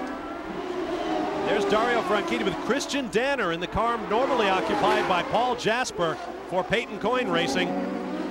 Meanwhile, there's P.J. Jones and the predominantly white All-American Racers Reynard for Dan Gurney.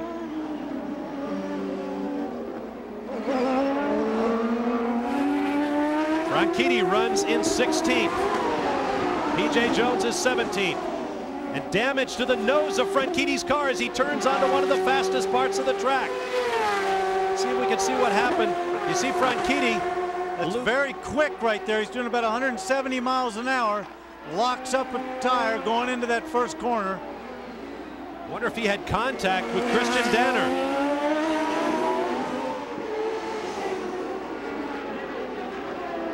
That front wing is critically important to the downforce and the car balance. It is, but the biggest concern is if that piece comes off, goes under the tire and cuts a tire. The aerodynamics are not as important around here as they are on a faster track. The question is whether kart safety officials will actually black flag him for that hanging off there for a safety issue.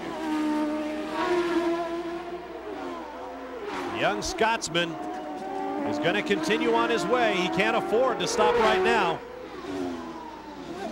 Boy, that car must be a handful with that damage to the front wing.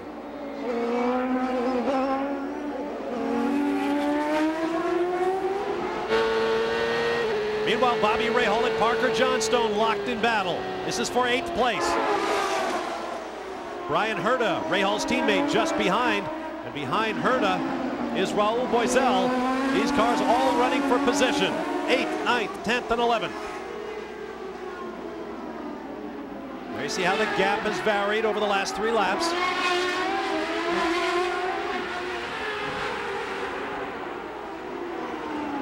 Tremendous battle in mid-pack. Let's go down to the pit lane in Jackaroo. Well, Scott Pruitt has changed into his civvies because since he came out of the car, a lot happened out on pit road. Engine problems. Did you isolate what exactly it was? Well, it was something terminal, something inside. We don't know exactly what, but unfortunately enough to take us out of the race. And it's real disappointing. I mean, it's really heartfelt because the car was running good. We felt the Firestones were going to be real good today, and Brahma, you know, we've had our ups and downs the last few weeks. We felt this was, you know, a good chance for us to make that breakthrough and get the ball rolling again, and unfortunately. What about the track conditions, Scott? How are they? They were pretty good. They changed a little bit. They're getting more and more rubber put down, and with that, the car was picking up some more understeer. I was just kind of pacing myself off Gilles, and I think he was just kind of watching what I was doing, just letting the laps go by. But overall, the track's in great shape. Bob? All right, thank you, Jack. Nose to tail infighting on the backside of the racetrack. Parker Johnstone and Bobby Rahal.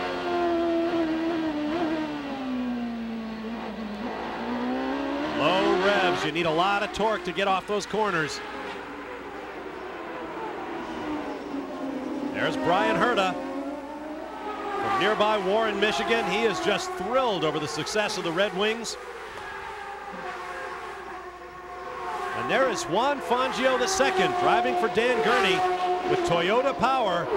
They have struggled, and look at his progress. From 22nd, he is up to 12th. And keep in mind that a week ago on the Milwaukee Mile, Fangio was 8th quickest in the morning warm-up before mechanical problems felled him in the race. So that program is coming on.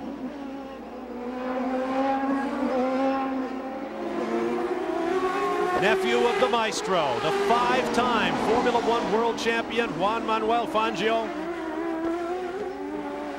Juan Fangio II has driven for Dan Gurney for a long time. Gurney, for his part, celebrates a couple of key events this year. 30 years since he won the Belgian Grand Prix, first American to win a Formula One race in a car of his own construction. And of course, that amazing victory at the 24 Hours of Le Mans driving for Ford with A.J. Foyt. There's Greg Moore, who had not led a lap this year until 2 races ago at Gateway International in St. Louis. Then Milwaukee, where he won. Now he leads here in Detroit, 3 races in a row with 1 victory. There is Gilles de Ferran, the pole meister on temporary circuits. He has 4. All of them have come on temporary circuits. 2 at Long Beach, 1 here in Detroit, 1 at the Burke Lakefront Airport course in Cleveland. And Ben Moreno.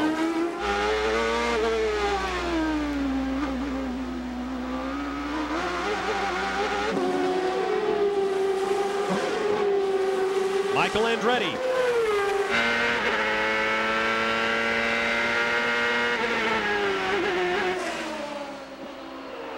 Mauricio Gugelmin. And behind Gugelmin, his teammate Mark Blundell. They run 5th and 6th.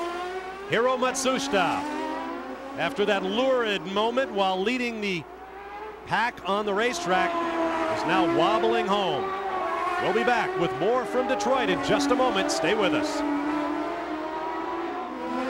Back live at the raceway on Belle Isle, and we have yellow flags out around the racetrack. Our 5th full course caution of the day, and the reason is right there. Hiro Matsushita has lost the fire on the straightaway, and immediately Greg Moore, the race leader, ducks into the pits.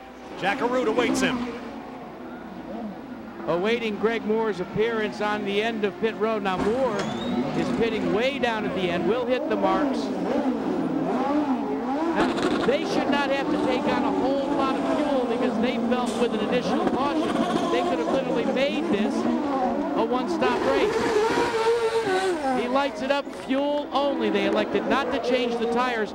One thing to remember, let's check with Gary. Well, DeFerrin is pitted. Yeah, Jack DeFerrin came and has gone, and he went for fuel and tires. Next door, Michael Andretti and the Newman Haas team, they went fuel only. They'll stay on the existing rubber. Gary, let's update you too. On the Firestone tire, the biggest difference between the optional and the primary tire, according to Al Spire and Firestone, is that the optional was built in Japan and the primary tire was built in the United States. They say compound-wise, they're about the same. Structure-wise, they're a little bit different between the two. On the backstretch now, out of turn 7, past Lake Tacoma, scene of Gilles DeFerrin's tire drowning incident. DeFerrin runs behind the car right now, the safety car that is, with his teammate Mark Blundell just behind him.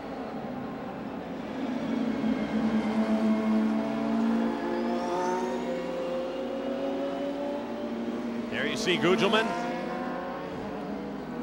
looking for his first win in the series.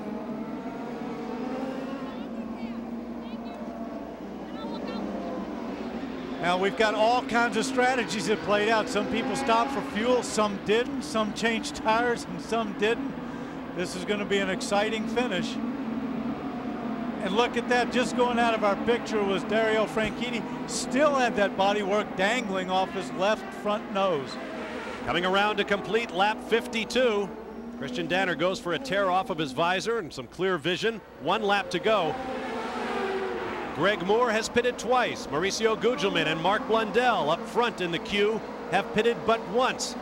Behind them, Jimmy Vasser, Bobby Rahal have pitted twice. Patrick Carpentier runs third. He has only stopped once. Moore, Andretti, Franchitti, Moreno, DeFerrin, all of the cars behind them with at least 2 stops. Gugelmin, Blundell, and Carpentier up front did not stop, which helps explain their position and their strategy. I think they're hoping for another yellow. You can be sure they're hoping for another yellow. Time to roll the dice with 52 laps complete of 77 scheduled. From high overhead, the Goodyear blimp Spirit of Akron hovers over Belle Isle. You can find out what it's like on the inside of a Goodyear blimp. That and many more questions about all of the Goodyear blimps in the fleet are answered on the Goodyear website, www.goodyear.com. Check it out. Gugelmin from the bottom of your screen, Blundell, Carpentier, Moore, and Andretti, and you ride with Michael Andretti.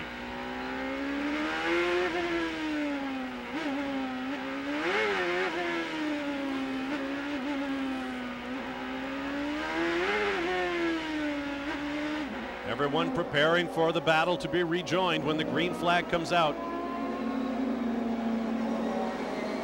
We expect no more pit stops from the top cars with the exception of Gugelmin, Blundell, and Carpentier. The question is, will they be green or yellow flag stops?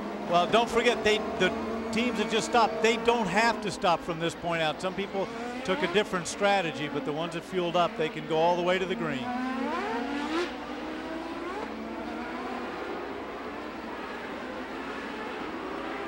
Sorry. The safety car is off.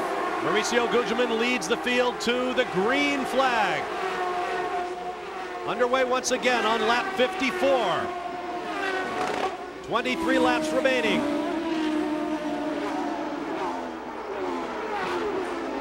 Could this be the day for Mauricio Gugelmin to break through for the Pac West team, or his teammate right there, Mark Blundell?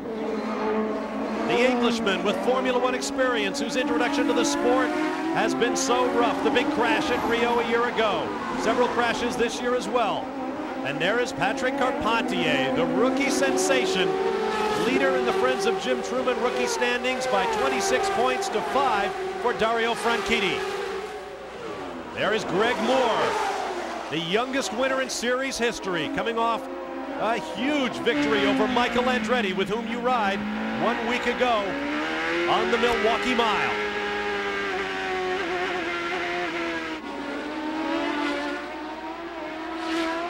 Behind Andretti, it's Dario Franchitti trying to keep pace with Carpentier, his rookie rival. Roberto Moreno is 7th, Gilles de Ferran 8th, Jimmy Vasser 9th, Al Unser Jr. is 10th. You ride with Roberto Moreno, Gary Gerould. Just on that last stop for Moreno, he did get fresh tires and a full load of fuel. His teammate Michael Andretti, hoping that they could be a little bit quicker, got a couple of positions ahead because he did not change tires. So different strategy in the Newman-Haas camp. And again, Gilles de Ferran at this end of the pit, same situation. He went for tires and fuel as well.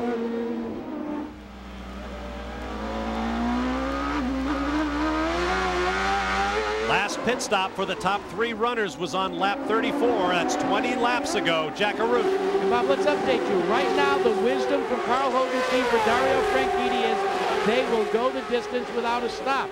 That would make them, in essence, a 1.5 stop team. Remember, they had to come back in and take on more fuel, but they've done fuel conservation. We talked about the top of the start.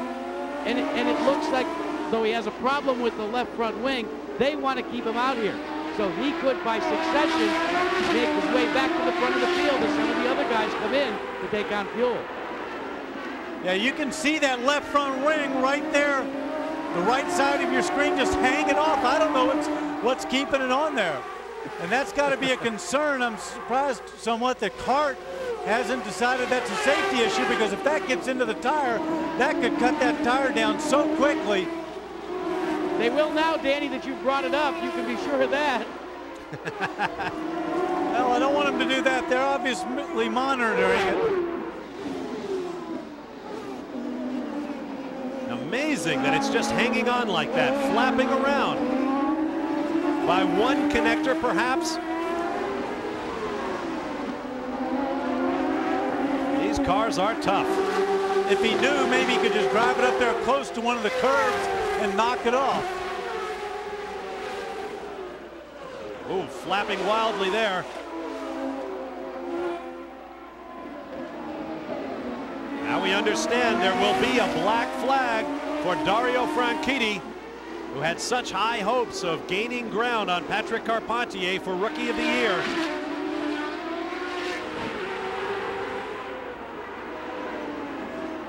There he is in the line.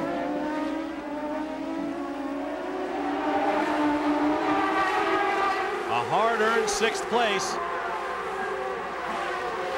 And his number goes up from the start-finish line with the black flag.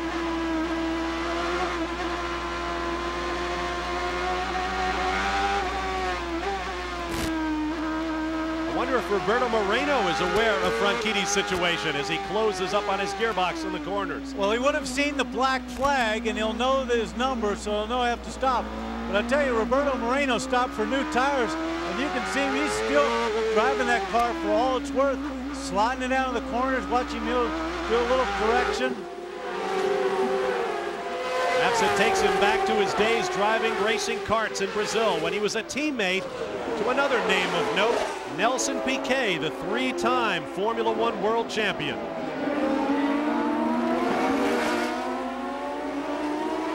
There you see how the battle for 6th has varied.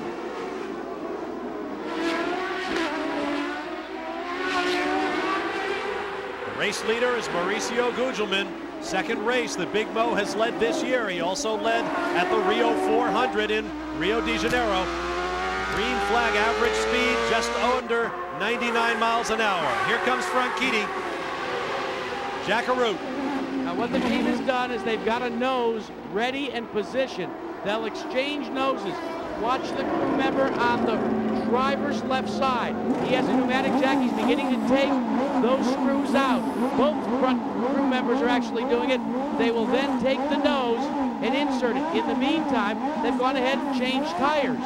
One crew member is going to be changing the tire. No sense just pulling the wing flap off, because it would have created still a handling problem. So take the extra time and replace the nose. They're having a little bit of a problem doing it, though.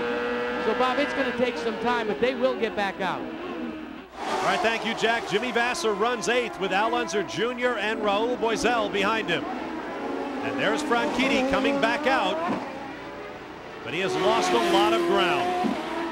I think I would have just had him take that piece off. This car was handling fine as it was. He was running with everybody. Aerodynamics around this track is not as important as some fast track. I would have gone with it and just pulled the piece off. You look back from Jimmy Vasser's car at Al Unser Jr. Boisel looking for a way by Unser.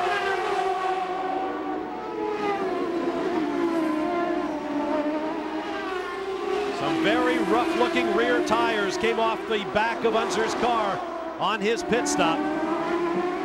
It must not be handling the way he would like.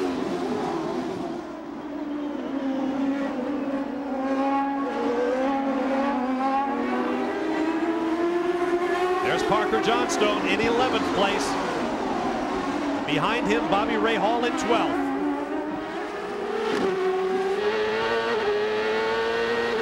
Ride with Bobby Rahal. We'll take a timeout and return live to the ITT Automotive Detroit Grand Prix. Stay right there. Next Saturday at 4:30 p.m. Eastern, 3:30 Central on ABC Wide World of Sports, the Valvoline Professional Boxing Series. Virgil Hill against Darius Mikulszewski for the light heavyweight championship. Plus, from South Africa, the Raid Ganoise, the Human Endurance Challenge. If you like the Ironman, you'll love the Raid Ganoise. Back here at Gateway, Roberto Moreno continues to wrestle with his car in 6th place in the Detroit Grand Prix. He runs behind his teammate, Michael Andretti. Just before this shot, he actually got up alongside of him, coming out onto the straightaway. Walter Salas for Davis Racing is slow on the backstretch.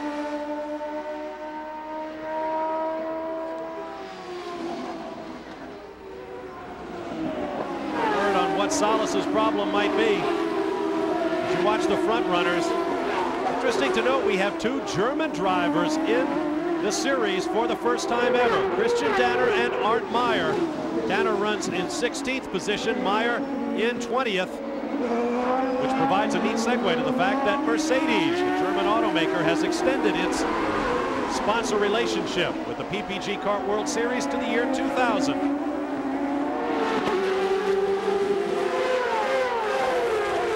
Gugelmin leads his teammate Mark Blundell.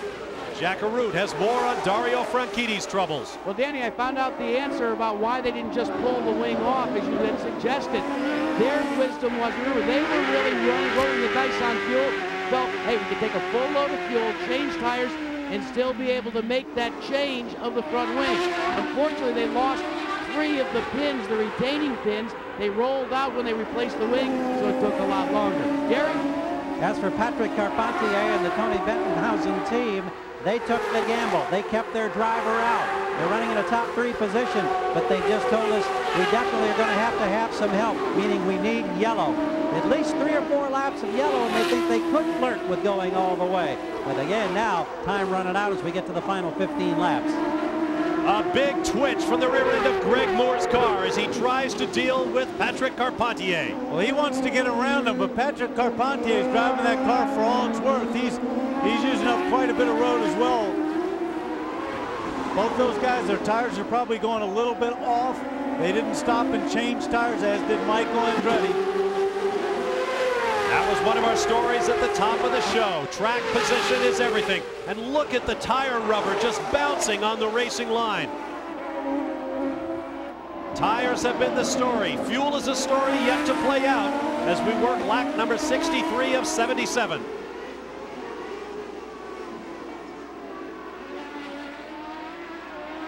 look at that line of cars running nose to tail behind the Pac West teammates. Remember, they have only stopped once. Jack Arute has more on them. And right now, Bob, they are trying, Pac West, for both Blundell and Gugelmin, they're trying to see if they could go without having to stop again. They, as Gary reported for Carpentier, feel they need at least 1 or 2 more laps of yellow. But with 15 laps to go, they're running out of yellow opportunities. So what they're doing now is fuel management, going up and down clicks on what they call the fuel mapping on board the car. But they are going to run it right down to the end.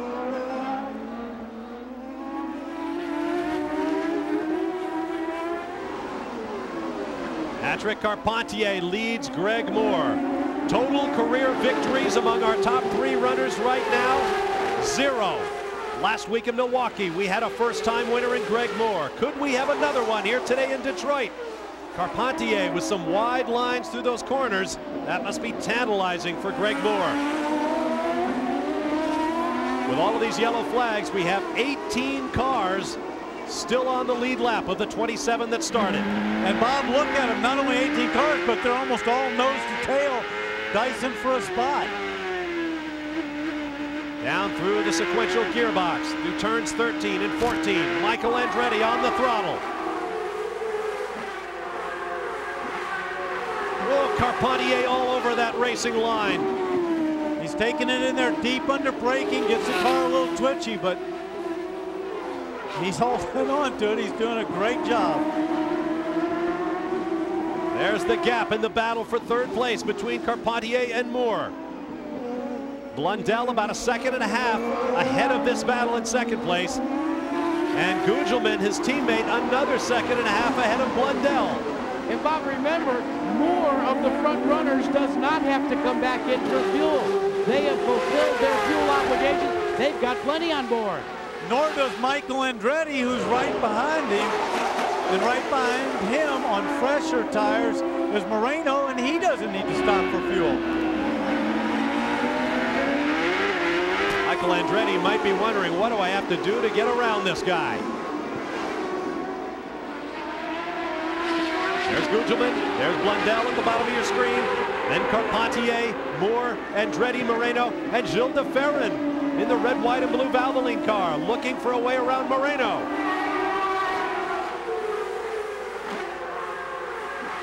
Coming around to complete lap 65. Look at that. That's all for place. Every one of those cars is dicing for a spot.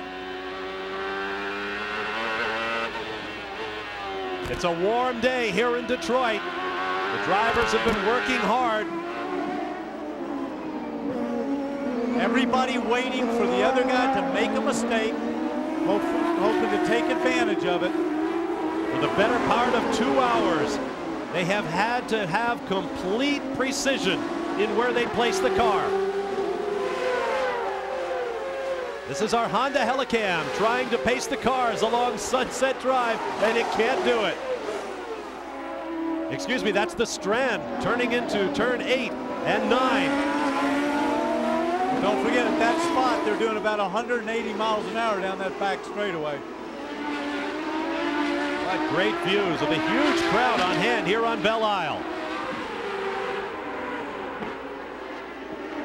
Looks like more and more Maurizio Gugelmin and Mark Blundell are coming into the picture. That means if they're trimming their fuel back, they're running a little bit more conservatively. These guys are closing in on it ever so slowly.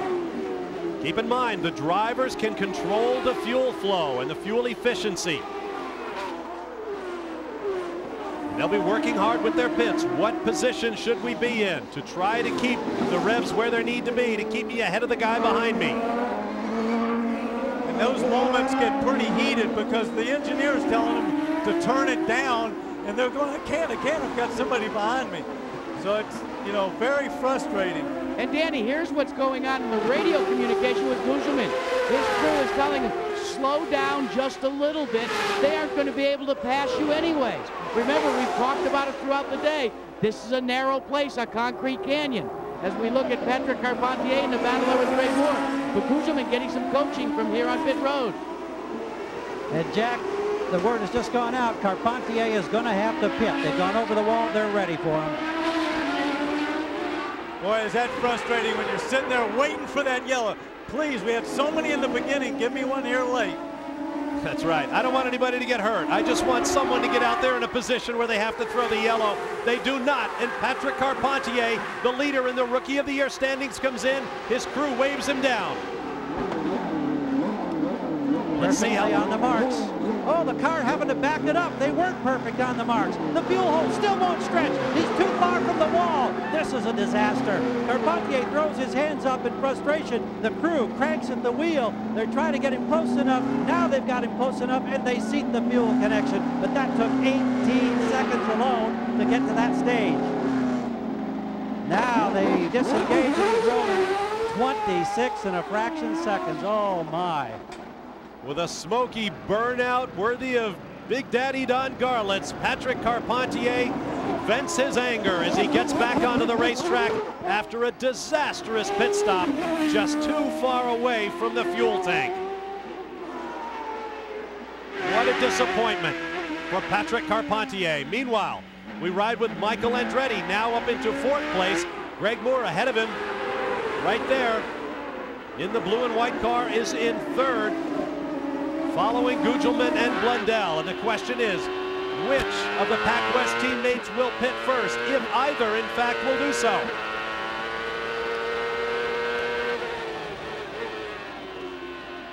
And this group that's got the fuel that's running their mixture up, they're really closing down on those leading 2 Pac West cars. 9 laps to go. Slower traffic up ahead for the race leaders. Gilles de Ferran is in 6th place. There's Mauricio Gugelmin. There's Mark Blundell in blue and orange, and then Greg Moore. Greg Moore doesn't look like he even wants to wait for that. He's going to go ahead and take a chance and pass him. He's got to be careful going offline. You see all those marbles out there. It's very, very slippery. And Michael Andretti just behind Moore. With all these guys bunched up like this, one little slip, sliding out a little wide, and you can lose 5 or 6 spots. Look at the rubber bits flying everywhere on the backstretch. Right out to the wall with the left side wheels.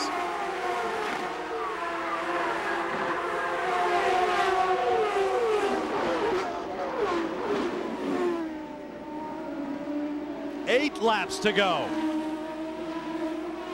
Greg Moore's going to take a look. It looked like Mark Blundell had smoke coming off of his rear tire, locking up a rear.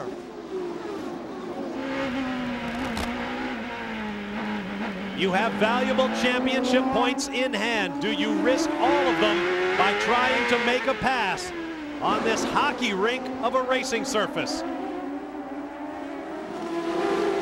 The problem is, as you say, those points are at stake. You've got to be careful what you do in front of you, because it could result in a couple of guys getting by you from behind. If you don't find yourself in a tire wall or up against the unforgiving concrete. Race leader Gugelmin to the right of your screen. Slower traffic up ahead. Jack Arute has more on him. And that traffic, gentlemen, comes into play with Gugelmin's battle plan. They have told him, try and go around the traffic slowly. Make it difficult to pass, but back off as much as possible. Their calculations on pit road say Gugelmin can just make it, but on vapors.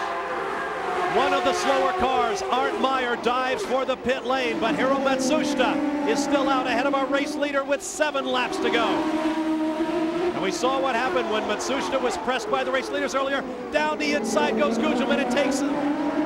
And gets around Matsushita. He doesn't take a position from him. And now everyone gets by, it would appear, cleanly. Look at this line of traffic. And Matsushita is out there in front of Al Unser Jr. Unser Jr. runs 8th. And now he is around the Japanese driver. Raul Boisel is around him. Parker Johnstone is around him. The real problem for him is there's no place for him to go to get out of their way.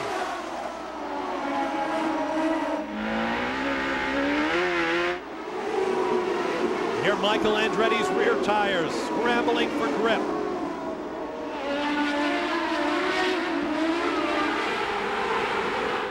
There will be 6 laps to go next time under the start-finish flag stand.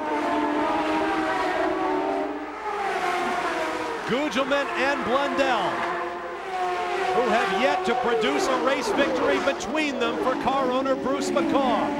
Could they go 1 and 2 today for Pac West? Greg Moore. No, he had a look around Blundell.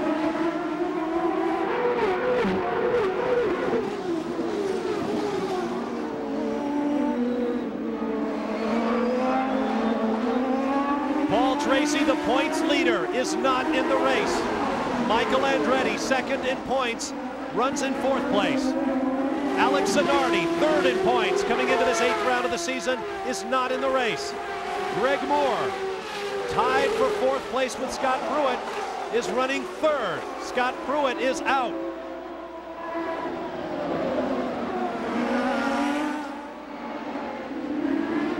There's Parker Johnstone going slowly. Johnstone from 9th place pulls the car aside. And you see the smoke coming from under the back end of the car. What a disappointment for Team Green.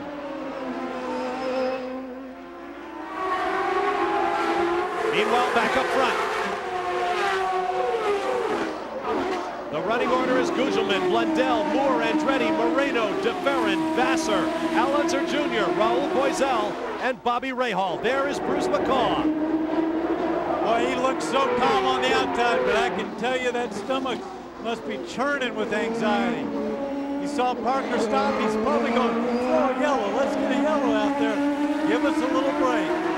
Bruce McCaw is a tremendous automotive enthusiast. He has a wonderful fleet of cars, including a BRM driven in Monaco in the Formula One race by the late Graham Hill. And he raced himself this weekend here in the Neon Challenge. He is a true enthusiast.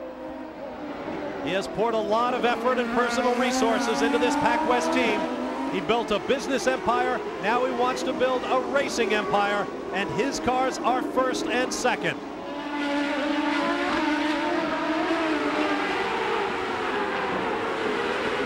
DeFerrin looks up the inside of Moreno.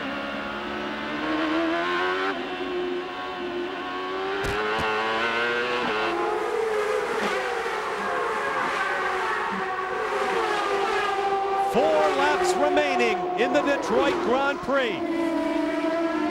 There's no stopping now for either Gugelmin or Blundell. Ooh, DeFerrin once again tries Moreno. Takes a look, but that's a very quick corner there.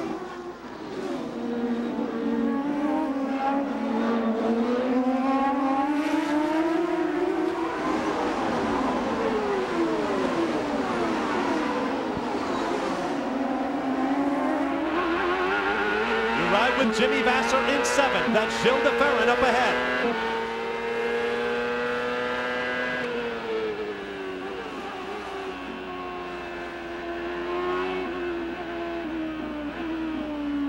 You can see just how narrow the racetrack is, how blind the corners are.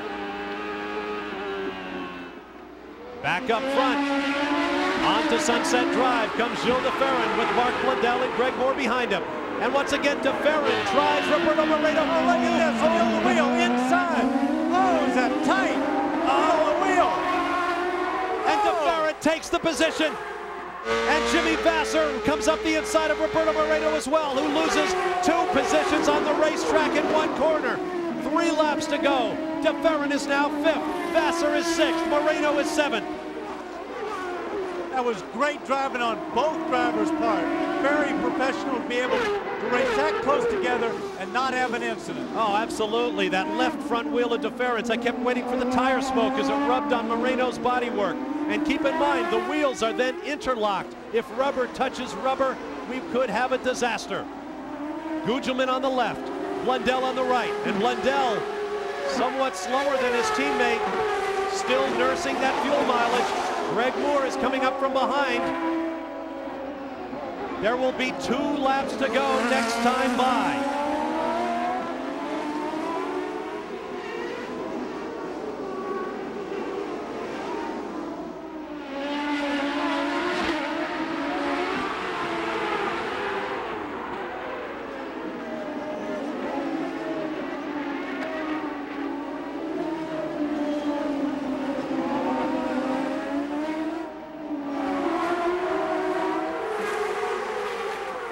Mauricio Gugelmin leads them across the start-finish stripe. 2 laps to go.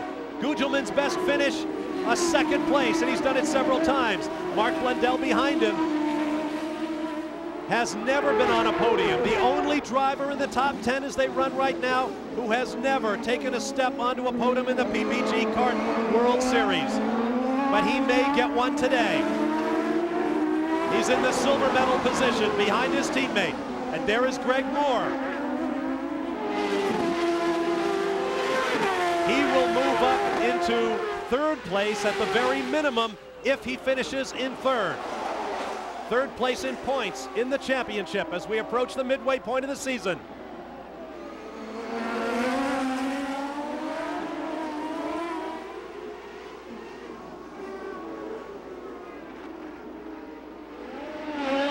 Approximately 3 miles remaining for the PacWest teammates. Look back there, Michael Andretti. Gugelmin, DeFerrin was taking a look at him too. Michael said, "You're not having any of that. You did it to my teammate, you're not doing it to me." Here comes the white flag for the PacWest teammates, Gugelmin and Blundell. Final lap of the Detroit Grand Prix. 2 miles to go. Do they have enough fuel?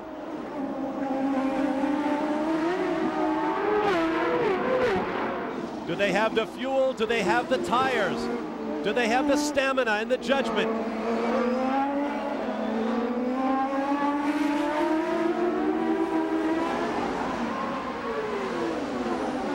To the strand. How much throttle can... And Gugelmin slows. Blundell bursts into the lead as his teammate slows out of fuel. And now Greg Moore has a decision to make. I could have passed him for 2nd. Can I pass him for my 2nd consecutive lead? Bruce McCaw and the team looking on. It's all in the hands of Mark Blundell. He's only got 2 corners to go. Blundell in the middle of the racetrack, defensive position. Michael Andretti doing the same in what is now 3rd place. And Blundell slows. Moore is in the lead. Blundell is out of fuel. And it has all come apart for the PacWest teammates. Victory, 2nd straight win for Greg Moore. Michael Andretti 2nd, Gilles DeFerrin unofficially 3rd, and Jimmy Vasser a near thing in 4th.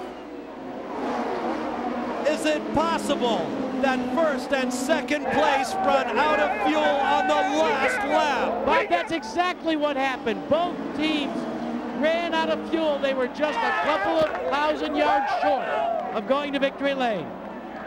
And there is Mark Blundell, who rolls to a stop that far from the checkered flag. And he throws the steering wheel out of the car. The frustration is all world for Mark Blundell. We'll be back to the Detroit Grand Prix after this message and a word from our ABC station. We're back in Detroit. Be sure to stay with ABC Sports. Coming up next, the first of 4 rounds of the International Race of Champions from Daytona International Speedway, immediately following our coverage of the Detroit Grand Prix. Down to Jack Arute with our winner. Well, Greg Moore, congratulations. You've gotten the congratulations from Mercedes, from your dad. What did your dad tell you? Oh, my dad just said, "Good job." You know, it's, this is the team's win. This one. I mean, we stretched it out on the. It was Steve Chalice's call to leave the Firestones on for. I think we left them on for. Over half the race there, and I think that's really what won us the race, was the pit position there. Now, what about near the end? Blundell and Gugelmin in front of you. What was the conversations back and forth on pit road with your team? 2 laps from the end, they said, "Well, if you get a possibility, a good chance to pass, you better do it, because we think they might be able to go." And then I saw Maurizio bobble, and then down the end of the back, I saw Mark, and I thought, wow, I just can't believe this. This is unbelievable. At 22 years old, we've said you're the youngest winner, and now a Canadian that wins, now so much on your shoulders. I mean, can it stop? I mean, where does this all end for you? Let's hope it never stops. I just love this. This is beautiful. I love it. Well, congratulations to you, Greg. Let's check in with Gary Gerald. Gary. Well, you see the fuel cell, it needed less than a half gallon of fuel, and this man would have been on the podium with a victory. Mark Blundell, have you ever had a more crushing experience in your motor racing career?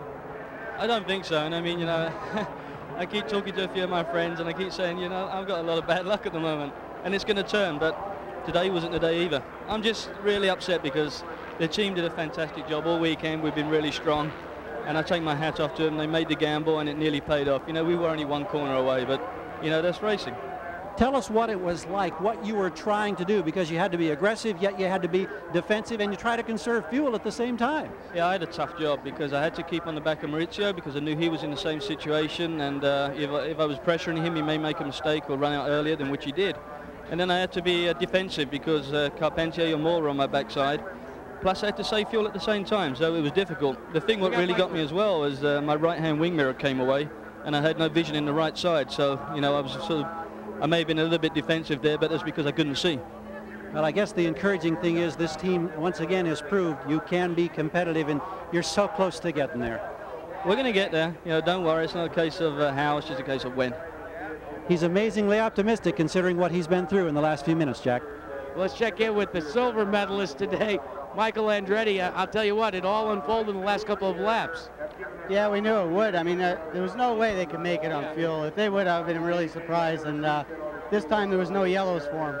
Now, when you know that, do you do anything different in the cockpit of the car? Do you press a little harder, maybe? No, I was just trying to hang on to my position. DeFerran was all over me in the end, and I barely was able to hold them off because I had no more rear tires left. Tire wear was critical here. Big time critical. Bob? What a struggle. I've never seen anything like it. Greg Moore comes through for his second consecutive win, the 5th in a row for a Canadian driver. On the PPG Kart World Series, Michael Andretti finishes second, Gilles DeFerran third, but that's just the beginning of the story. We'll be back.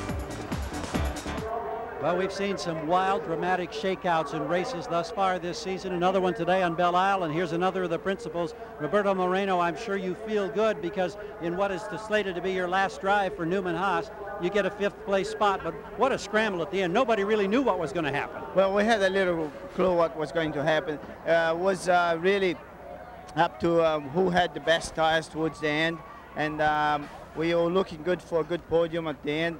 Our tires started to give up, and the back was really bad to hang on to it. But I'll take 5th spot. It was fantastic. They came out. Budweiser team did a fantastic job for me, and I hope I'll be back sometime, maybe in the future, IndyCars, either a short future or a long future. Do you feel like you've proved something here with this opportunity to run for this team, that you can run with the best? I think it was very good for me. I think that's is up to you to say, and everybody that see me racing. So it was good racing today.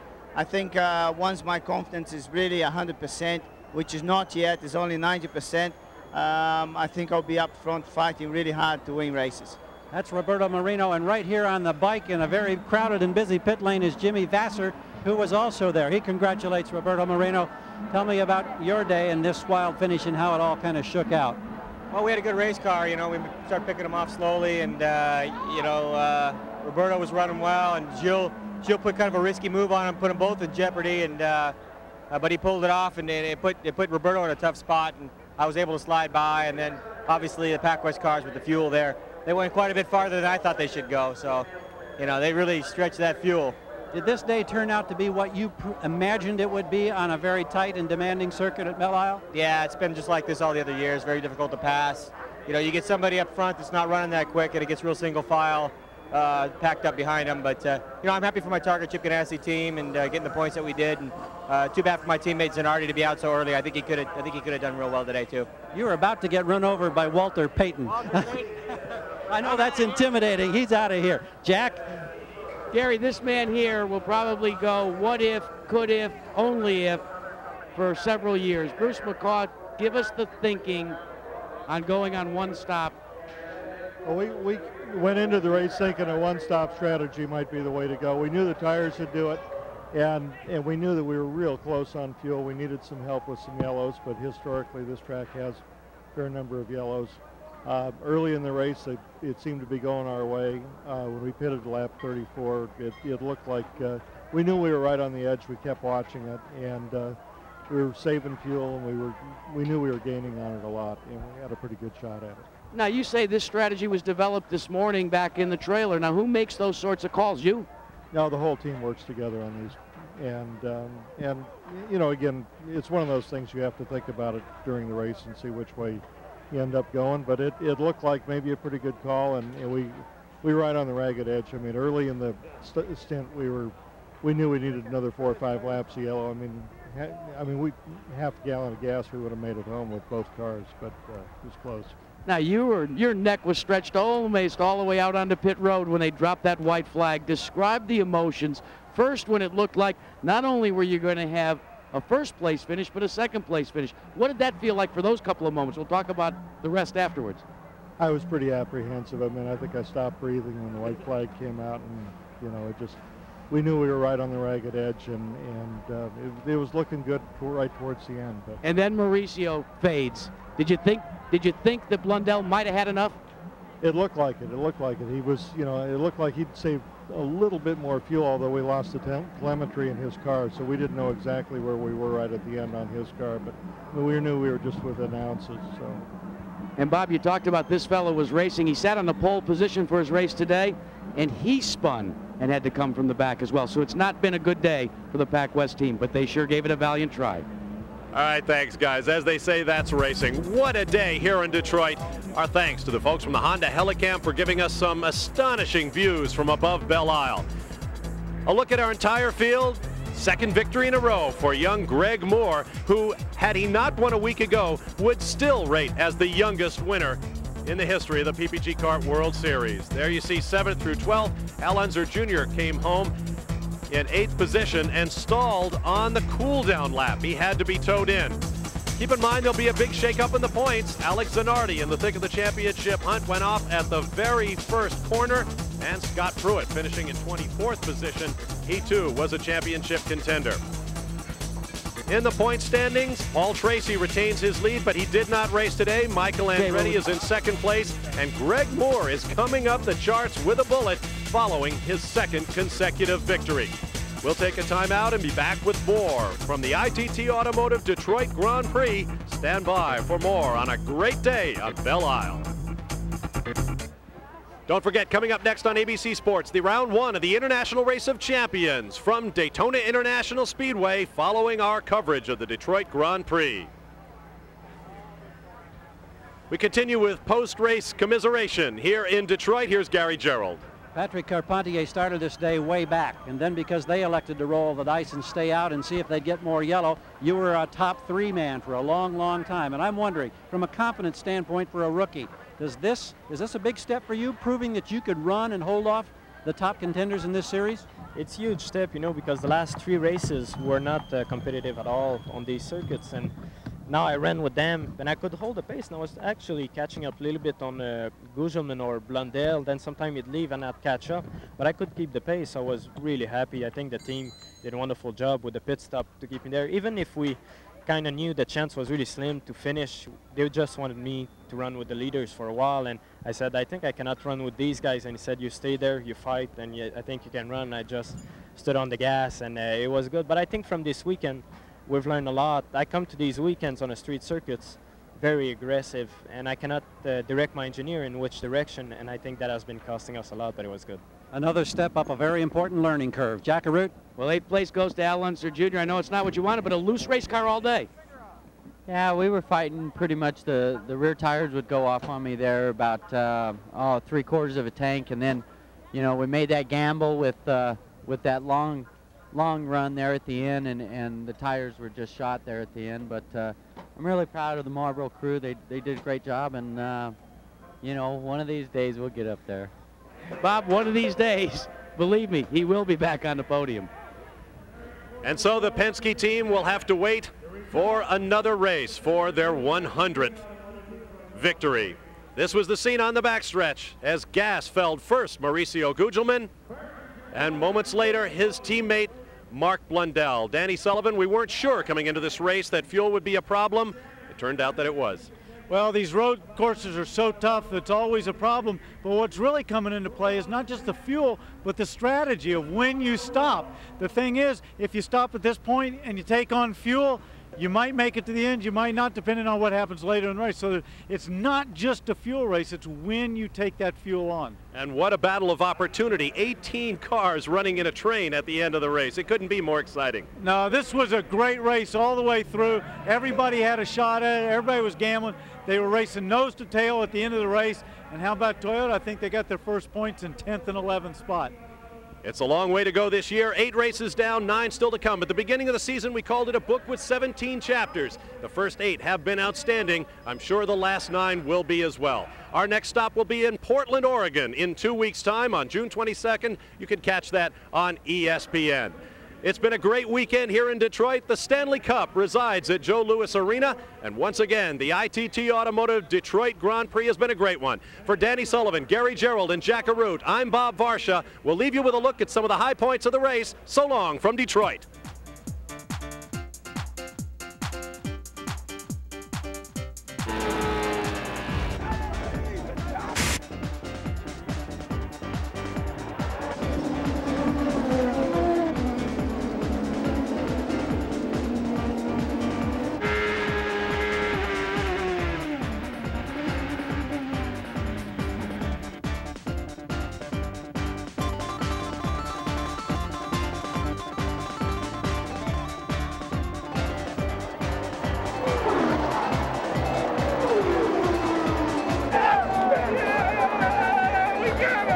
But the other side of this dramatic story.